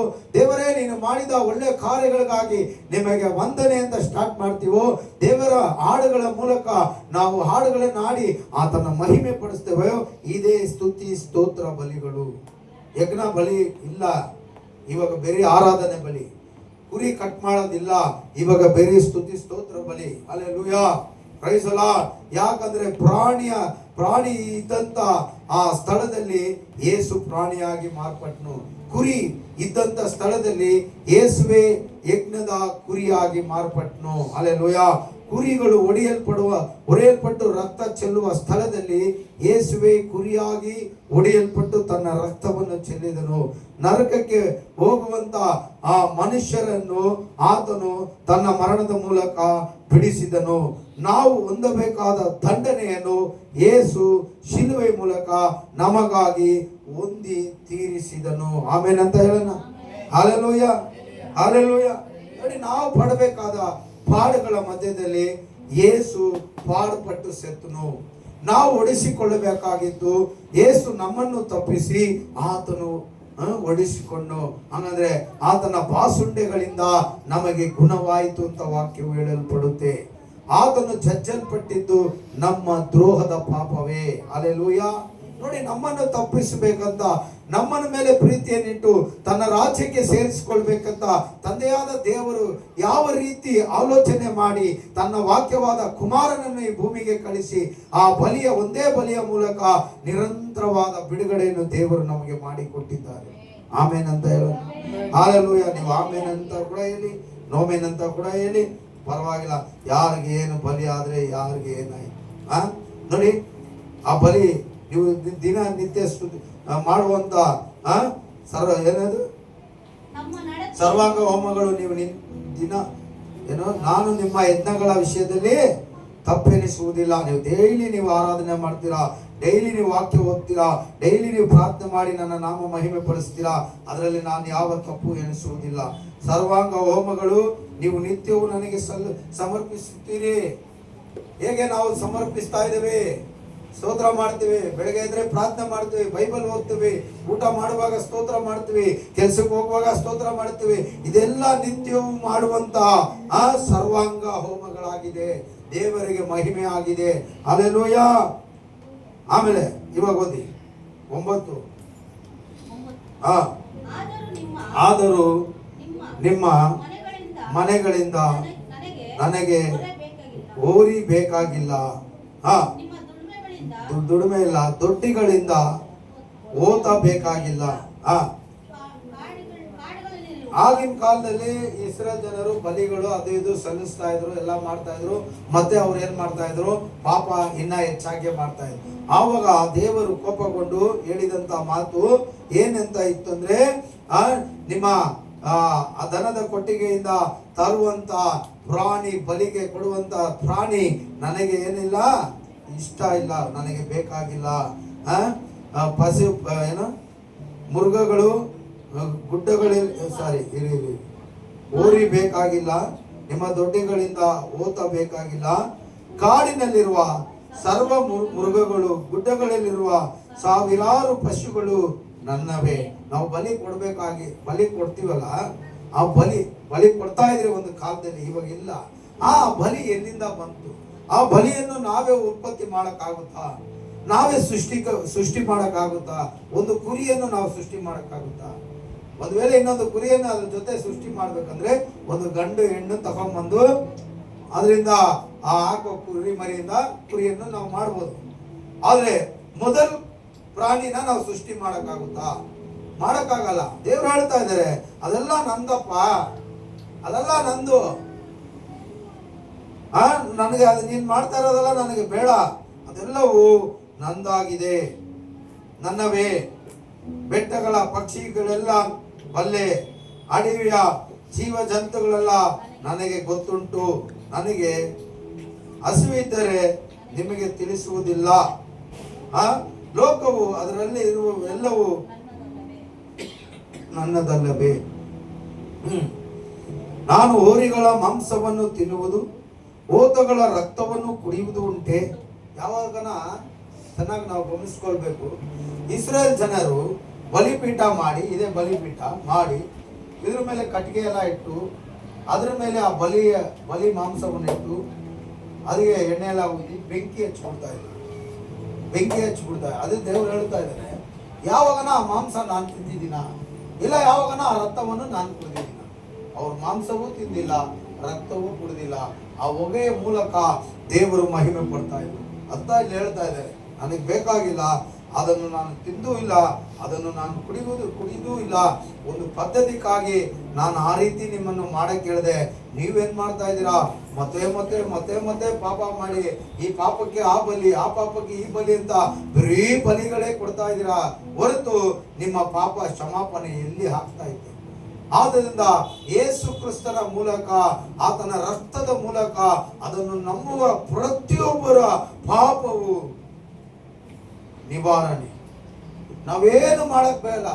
ಸ್ತೋತ್ರಪ್ಪ, ಆ ಕಲ್ವಾರಿ ಶಿಲುವೆಯಲ್ಲಿ ಸುರಿಸಿದ ರಕ್ತ ನನ್ನ ಪಾಪವು ತುಳಿದಿದೆ ಅಂತ ನೀನು ನಂಬಿ ಪ್ರಾರ್ಥನೆ ಮಾಡಿದ್ರೆ ಅಷ್ಟೇ ಸಾಕು, ನಿನ್ನ ಸಕಲ ಪಾಪವು ಕ್ಷಮಿಸಲ್ಪಟ್ಟಿದೆ. ಆಮೇನ್, ಆಮೇನ್. ಆಮೇಲೆ ನೋಡಿ, ದೇವರು ಕೇಳ್ತಾ ಇದ್ದಾರೆ, ಇದೆಲ್ಲ ಬೇಡ, ಇದೆಲ್ಲ ನನಗೆ ಇಷ್ಟ ಇಲ್ಲ. ಸ್ತುತಿ ಯಜ್ಞವನ್ನೇ ದೇವರಿಗೆ ಸಮರ್ಪಿಸಿರಿ. 6 ದಿನ ನೀವು ಕೆಲಸ ಮಾಡಿ. ಅದಕ್ಕೆ ತಾನೇ ಡೈಲಿ ಪ್ರೇಯರ್ ಎಲ್ಲ ಕ್ಯಾನ್ಸಲ್ ಮಾಡಿದ್ದೀವಿ. 6 ದಿನ ನೀನು ಎಷ್ಟೇ ದುಡ್ಕೋ, ನೈಟ್ ಅಂಡ್ ಡೇ ದುಡ್ಕೋ, ಫುಲ್ ನೈಟ್ ದುಡ್ಕೋ, ಏನಾದ್ರೂ ಮಾಡ್ಕೋ. ಆದ್ರೆ 7ನೇ ಪರಿಶುದ್ಧ ಸಬ್ಬತ್ತು ದಿನದಲ್ಲಿ ಸರಿಯಾಗಿ 9 ಗಂಟೆ ಇಲ್ಲಿ ಆರಾಧನೆ, 10 ನಿಮಿಷ ಹಾಗೆ ಹೀಗೆ ಆಗುತ್ತೆ. ಆರಾಧನೆಯಲ್ಲಿ ಭಾಗವಹಿಸಿ. ಸ್ತುತಿ ಯಜ್ಞ, ಆ ಆರಾಧನೆಯಲ್ಲಿ ಮಾತ್ರನೇ ದೇವರ ನಾಮ ಮಹಿಮೆ ಪಡಿಸಕ್ಕಾಗೋದು. ನಿನ್ನ ಸ್ತುತಿ ಯಜ್ಞ ದೇವರಿಗೆ ಹೇಗೆ ಸಮರ್ಪಿಸುತ್ತೀಯಾ? ಹೇಗೆ ಸಮರ್ಪಿಸುತ್ತೆ ಅಂದ್ರೆ ಆರಾಧನೆ ಟೈಮಲ್ಲಿ ನೀನು ಸೇರಿ ಸಭೆಯಾಗಿ ಕೂಡಿ ದೇವರನ್ನು ಸ್ತುತಿ ಸ್ತೋತ್ರ ಯಜ್ಞಗಳಿಂದ ದೇವರ ನಾಮ ಮಹಿಮೆ ಪಡಿಸುವುದೇ ದೇವರ ನಾಮ ಮಹಿಮೆ ಹೊಂದುತ್ತೆ. ಪ್ರಸಂಗ ಟೈಮಿಗೆ ಬರೋದು, ಆರಾಧನೆ ಆದ್ಮೇಲೆ ಬರೋದು, ಕೀರ್ತನೆ ಭಾಗ ಓದುವಾಗ ಇದೆಲ್ಲ ಬಂದು ದೇವರ ಮೆಚ್ಚಲ್ಲ. ಇದೆಲ್ಲ ದೇವರ ಮೆಚ್ಚಲ್ಲ. ಸ್ತುತಿ ಯಜ್ಞವನ್ನೇ ದೇವರಿಗೆ ಸಮರ್ಪಿಸಿ ಅದರೊಟ್ಟಿಗೆ ಮಾಡಿದ ಅರ್ಘಗಳನ್ನು ಪರಸ್ಪರಿಗೆ ಸಲ್ಲಿಸಿರಿ. ಒಂದು ಕಾಲದಲ್ಲಿ ನಾವು ಹೇಗೋ ಇದ್ರಿ, ಆ ಕಾಲದಲ್ಲಿ ನಮ್ಮ ಕಷ್ಟದ ಸಮಯದಲ್ಲಿ ದೇವರಿಗೆ ನಾವು ಒಂದು ಹರಕೆ ಕಟ್ಟಿರ್ತೇವೆ. ದೇವರೇ, ಈ ಕಷ್ಟದಿಂದ ನಮ್ಮನ್ನು ಬಿಡುಗಡೆ ಮಾಡಪ್ಪ. ನಾನು ನಿನ್ನ ಸಮ್ಮುಖಕ್ಕೆ ಬಂದು ಯಾವುದೋ ಒಂದು ವಿಧದಲ್ಲಿ ನಿನ್ನ ನಾಮ ಮಹಿಮೆ ಪಡಿಸ್ತೇನೆ ಅಂತ ಹರಕೆ ಮಾಡಿರ್ತೀಯ. ಅದು ಹಣಕಾಸಾಗಿರ್ಬೋದು, ಸಭೆ ಕಾರ್ಯ ಇರ್ಬೋದು, ಸಭೆಗೆ ಒಂದು ವಸ್ತು ಇಸ್ಕೊಡುವುದಾಗಿರ್ಬೋದು, ಯಾವುದೇ ಒಂದು ವಿಷಯ ನೀನು ಹರಕೆ ಮಾಡಿದೆಯಲ್ಲ, ಆ ಹರಕೆಯನ್ನು ದೇವರ ಸ್ತುತಿ ಸ್ತೋತ್ರ ಆರಾಧನೆ ಒಂದಿಗೆ ಆ ಹರಕೆಯನ್ನು ನೀನು ಏನು ಮಾಡು, ಆ ದೇವರಿಗೆ ಸಲ್ಲಿಸುವಾಗ ನೀನು ಕರೆಕ್ಟಾಗಿ ಅದನ್ನು ಮಾಡುವಾಗ ಒಂದು ಯಾವುದೋ ಒಂದು ಸಮಸ್ಯೆ ಬರುವಾಗ ದೇವರ ವಾಕ್ಯ ಹೇಳುತ್ತೆ, ಕಷ್ಟ ಕಾಲದಲ್ಲಿ ನನಗೆ ಮೊರೆ ಇಡಿರಿ, ಬಿಡಿಸುವೆನು, ಆಗ ನನ್ನನ್ನು ನೀವು ಕೊಂಡಾಡುವಿರಿ. ಹಲ್ಲೆಲೂಯಾ. ಕಷ್ಟ ಕಾಲದಲ್ಲಿ ಆ ಸಮಯದಲ್ಲಿ ನಾವು ಹರಕೆ ಕಟ್ಟಿದ ಹಾಗೆ ಎಲ್ಲವೂ ಮಾಡುವಾಗ ಯಾವುದೋ ಒಂದು ಸಮಸ್ಯೆ ಬರುವಾಗ ದೇವರೇ ನಿನ್ನ ವಾಕ್ಯದ ಪ್ರಕಾರ ನಾನು ನಡೆದುಕೊಂಡಲ್ಲ, ಈ ಕಷ್ಟದಿಂದ ನನ್ನನ್ನು ಬಿಡಿಸುವನುವಾಗ ದೇವರು ಖಂಡಿತವಾಗಿ ನಿನ್ನ ಮೊರೆಯನ್ನು ಕೇಳಿ ನಿನ್ನನ್ನು ಬಿಡಿಸ್ತಾರೆ. ಆಮೇಲೆ ಬಿಡಿಸ್ತಾರ ಇಲ್ವಾ? ಕೀರ್ತನೆ 91:14-15 ವಾಕ್ಯ ಓದಿ. 91:14-15. ಅವನು ನನ್ನಲ್ಲಿ ಆಸಕ್ತನಾಗಿರುವುದರಿಂದ. ಹಂಗಂದ್ರೆ ಆಸಕ್ತಿ ಅಂದ್ರೆ ಏನು? ಅದೇ ತಾನೆ, ತುಂಬಾ ಇಷ್ಟ ಪಡುವವನು, ನಾನು ಹೇಳಿದ ಮಾತನ್ನು ಕರೆಕ್ಟ್ ಆಗಿ ನಡ್ಕೊಳ್ಳುವಂತ ಇದ್ದಾನೆ, ನಾನು ಹೇಳಿದ ಹಾಕಿದ ಆ ಗೀಟನ್ನು ದಾಟಿ ಅವನು ಹೋಗ್ತಾ ಇಲ್ಲ, ನಾನು ತೋರಿಸುವ ಆ ಮಾರ್ಗದಲ್ಲಿ ಸರಿಯಾಗಿ ಹೋಗ್ತಾ ಇದ್ದಾನೆ. ಆತನು ನನ್ನಲ್ಲಿ ಆಸಕ್ತನಾಗಿರುವುದರಿಂದ ಅವನನ್ನು ನಾನು ರಕ್ಷಿಸುವೆ. ನನ್ನ ನಾಮವನ್ನು ಅರಿತವನಾಗಿ ಇರುವುದರಿಂದ ಅವನನ್ನು ಉದ್ಧರಿಸುವೆ. ಯಾರ ನಾಮ? ಯೇಸು ನಾಮ. ಹಲ್ಲೆಲೂಯಾ. ಆತನ ನಾಮ ಏನು? ಆತನ ನಾಮ ಏನು?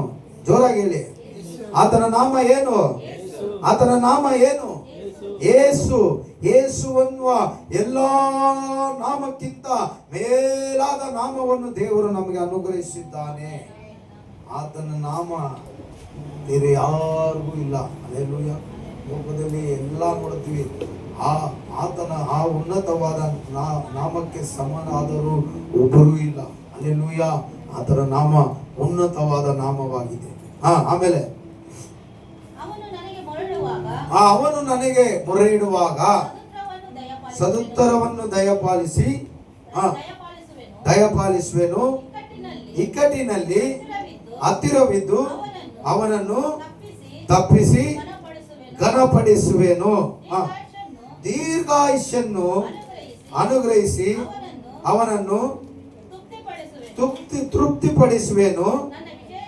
ನನ್ನ ವಿಶೇಷವಾದ ರಕ್ಷಣೆಯನ್ನು ಅವನಿಗೆ ನಾನು ತೋರಿಸುವೆನು. ಹಲ್ಲೆಲೂಯಾ. Praise the Lord. ನೋಡಿದ್ರ, ವಿಶೇಷವಾದ ರಕ್ಷಣೆ, ತೃಪ್ತಿ, ಆಸಕ್ತಿಯಾಗಿರುವುದರಿಂದ ಅವನನ್ನು ಉದ್ಧರಿಸುವೆನು, ರಕ್ಷಿಸುವೆನು, ತೃಪ್ತಿಪಡಿಸುವೆನು, ದೀರ್ಘಾಯುಷ್ ಕಾಲ ಕೊಡುವೆನು. ಹಲ್ಲೆಲೂಯಾ. Praise the Lord. ಯಾವಾಗಂದ್ರೆ ಆತನನ್ನು ಸ್ತುತಿಸುವಾಗ, ಆತನಲ್ಲಿ ನಾವು ಆತನ ನಾಮ ಮಹಿಮೆ ಪಡಿಸುವಾಗ ಮಾತ್ರವೇ ಈ ಕಾರ್ಯಗಳು ನಮ್ಮಲ್ಲಿ ಜರುಗುತ್ತೆ. ಕೊನೆಯದಾಗಿ ಇನ್ನ 2-3 ವಾಕ್ಯ ಇದೆ, ಮುಗಿಸ್ಬಿಡೋಣ ಇದರಲ್ಲಿ. ಇವಾಗ 19 ಓದಿ. 50-19. ನಿಮ್ಮ ಬಾಯನ್ನು ಕೇಡಿಗೆ ಒಪ್ಪಿಸುತ್ತೀರಿ, ನಾಲಿಗೆಯು ಮೋಸವನ್ನು ನೇಯುತ್ತದೆ. ಹಲ್ಲೆಲೂಯಾ. ಮೊನ್ನೆ ಅವ್ರ ಇವಾಂಜಲಿಸ್ಟ್ ಸಿಸ್ಟರು ಪ್ರಸಂಗ ಮಾಡುವಾಗ ಒಳ್ಳೆಯ ಒಂದು ಉದಾಹರಣೆ, ಎಕ್ಸಾಂಪಲ್ ಅನ್ನು ಕೊಟ್ಟರು. ನಾಲಿಗೆಗೆ ಕಾವಲು ಅಲ್ಲ ಗೋಡೆ, ಮದಿಲುಗಳು ಅಷ್ಟು ಇಟ್ಟು ಕೂಡ ದೇವರು ಮತ್ತೆ ಒಂದು ಡೋರ್ ಬೇರೆ ಇಟ್ಟಿದ್ದಾರಂತೆ, ತುಟಿ. ಈ ಗೋಡೆ ದಾಟಿ ಈ ಡೋರನ್ನು ತೆಗೆದು ಇರುವಂತ ಇಷ್ಟೇಷ್ಟು ನಾಲಿಗೆ ಎಷ್ಟು ದೊಡ್ಡ ಕಾರ್ಯ ಎಲ್ಲ ಮಾಡುತ್ತೆ ನೋಡಿ ಅಂದ್ರು. ಅಲ್ಲೆಲ್ಲೂಯ್ಯ ಅಲ್ವಾ? ನಿಜ ತಾನೆ? ಅದು ಯೋಚನೆ ಮಾಡುವಾಗ ಅದು ಹಾಗೆ ತಾನೆ ಕಾಣಿಸ್ತದೆ. ನಾಲಿಗೆ ಇಷ್ಟೇ ಇದೆ, ಇದಕ್ಕೆಲ್ಲ ಗೋಡೆ, ಅಡ್ಡ ಗೋಡೆ, ಅದು ಆಚೆ ಬರ್ತಿರಂಗೆ ಅದನ್ನ ಕಂಟ್ರೋಲ್ ಮಾಡಕ್ಕೆ ಗೋಡೆ. ಆಮೇಲೆ ಒಂದು ವೇಳೆ ಅಲ್ಲಿಂದ ಈ ಗೋಡೆಯಿಂದ ತಪ್ಪಿಸ್ಕೊಂಡು ಆಚೆ ಬಂದ್ಬಿಟ್ರೆ ಕೂಡ ಇದಕ್ಕೊಂದು ಡೋರನ್ನು ದೇವರು ಇಟ್ಟಿದ್ದಾರೆ. ಆದ್ರೆ ಈ ಇಷ್ಟಿರುವಂತಹ ನಾಲ್ಗೆ ಈ ಗೋಡೆಯನ್ನು ದಾಟಿ ಈ ಡೋರನ್ನು ತೆಗೆದು ಬಂದು ಎಷ್ಟೆಲ್ಲ ದೊಡ್ಡ ಕಾರ್ಯ ಮಾಡುತ್ತೆ ನೋಡಿ. ದೇವರಿಗೆ ಆಪೋಸಿಟ್ ಆದ ಕಾರ್ಯ, ದೇವರಿಗೆ ವಿರೋಧವಾದ ಕಾರ್ಯ, ಇನ್ನೊಬ್ಬರನ್ನು ನಿಂದಿಸುವುದು, ಇನ್ನೊಬ್ಬರನ್ನು ದುಃಖಿಸುವುದು, ಇನ್ನೊಬ್ಬರನ್ನು ದುಃಖ ಪಡಿಸುವುದು, ಕಷ್ಟಪಡಿಸುವುದು, ಇಷ್ಟು ನಾಲ್ಗೆ ಎಷ್ಟು ದೊಡ್ಡ ಕಾರ್ಯ ಮಾಡುತ್ತೆ ನೋಡಿ. ನೋಡಿ ಇಲ್ಲಿ ಹೇಳುತ್ತೆ, ನಿಮ್ಮ ಬಾಯನ್ನು ಕೇಡಿಗೆ ಒಪ್ಪಿಸುತ್ತೀರಿ, ನಾಲಿಗೆಯು ಮೋಸವನ್ನು ನೇಯುತ್ತದೆ. ಆ ಸಹೋದರರನ್ನು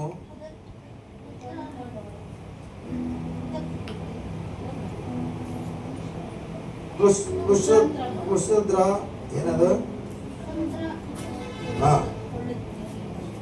ಸಹೋದರನನ್ನು ಕುಶ್ರಮ ಮಾಡುತ್ತಾ ಕೂತಿರುತ್ತೀರಿ. ಆ ನಾಲಿಗೆಯಿಂದ ಏನ್ ಮಾಡ್ತಾರಂತೆ? ಅವ್ರ ಬಗ್ಗೆ ಇವ್ರ ಬಗ್ಗೆ, ಇವ್ರ ಬಗ್ಗೆ ಅವ್ರ ಬಗ್ಗೆ, ಅವ್ರ ಬಗ್ಗೆ ಇವ್ರ ಬಗ್ಗೆ ಚಾಡಿಗಳೇ ಹೇಳ್ಕೊಂಡು ಏನ್ ಮಾಡ್ತಾ ಇರ್ತೀವಿ? ಕೂತ್ಕೊಂಡೇ ಇರ್ತೀವಿ. ಆಮೇಲೆ ಒಡ ಹುಟ್ಟಿದವರನ್ನು ದೂರುತ್ತೀರಿ. ಒಡ ಹುಟ್ಟಿದವರನ್ನು ಏನ್ ಮಾಡ್ತೀವಿ? ಅವ್ನು ಸೇರಿಲ್ಲ, ಇವ್ನು ಸೇರಿಲ್ಲ, ಅವ್ನು ಸೇರಿಲ್ಲ, ಅವಳು ಸೇರಿ, ಅವಳು ಹಿಂಗ್ ಮಾಡ್ದೆ, ಅವಳು ಹಿಂಗ್ ಮಾಡ್ದ, ಹಂಗ್ ಮಾಡ್ದ ಅಂತ ನಾವೇನ್ ಮಾಡ್ತಾ ಇರ್ತೀವಿ? ದೂರ್ಕೊಂಡಿರ್ತೀವಿ. ಅದು ಯಾವುದರಿಂದ ಅಂದ್ರೆ ಈ ಚಿಕ್ಕ ನಾಲಿಗೆಯಿಂದ. ನೀವು ಹೀಗೆ ಮಾಡಿದರು ನಾನು ಸುಮ್ಮನೆ ಇದ್ದಿದ್ದರಿಂದ ದೇವರು ನಮ್ಮಂತನೇ ಎಂದು ಕೊಂಡಿರಿ. ಈಗಲಾದರೂ ನಾನು ಎಲ್ಲವನ್ನು ನಿಮ್ಮ ಮುಂದೆ ವಿವರಿಸಿ ನಿಮ್ಮನ್ನು ಅಪರಾಧಿಗಳೆಂದು ಸ್ಥಾಪಿಸುವೆನು. ಸ್ಥಾಪಿಸ್ತೇನೆ. ಇದೆಲ್ಲ ನಾನು ಮರೆತಿಲ್ಲ. ನೀವು ಮಾಡ್ತಾ ಇರೋ ಪ್ರತಿಯೊಂದು ಕಾರ್ಯವು ನನ್ನ ನೆನಪಲ್ಲಿದೆ. ನೀವು ಪ್ರತಿಯೊಂದು ಮಾತಾಡಿದಂತ ವಿಷಯಗಳು ನನ್ನ ನೆನಪಲ್ಲಿ ಇದೆ. ಎಲ್ಲವೂ ನಿಮ್ಮ ಮುಂದೆ ವಿವರಿಸಿ ನಿಮ್ಮನ್ನು ಅಪರಾಧಿಗಳೆಂದು ಸ್ಥಾಪಿಸುವೆನು. ಆದ್ರಿಂದ ವಾಕ್ಯ ಹೇಳುತ್ತೆ, ನಾವು ಈ ರೀತಿ ಎಲ್ಲ ಮಾಡೋದು ಬಿಟ್ಬಿಟ್ಟು ಸುಳ್ಳು ಹೇಳೋದು, ಇನ್ನೊಬ್ಬರ ಮೇಲೆ ಚಾಡಿ ಹೇಳೋದು, ಇನ್ನೊಬ್ಬರ ಏನಾನ ಒಂದು ಮಾತು ಹೇಳಿ ಇನ್ನೊಬ್ಬರನ್ನ ದುಃಖ ಪಡಿಸೋ ತರ ಮಾತು ನಿಮ್ಮಲ್ಲಿದ್ರೆ ಅದನ್ನು ನೀವು ಹಾಗೆ ಕಂಟ್ರೋಲ್ ಮಾಡ್ಕೊಳ್ಳಿ. ಅದನ್ನ ಹಾಗೆ ಏನ್ ಮಾಡ್ಬೇಕು?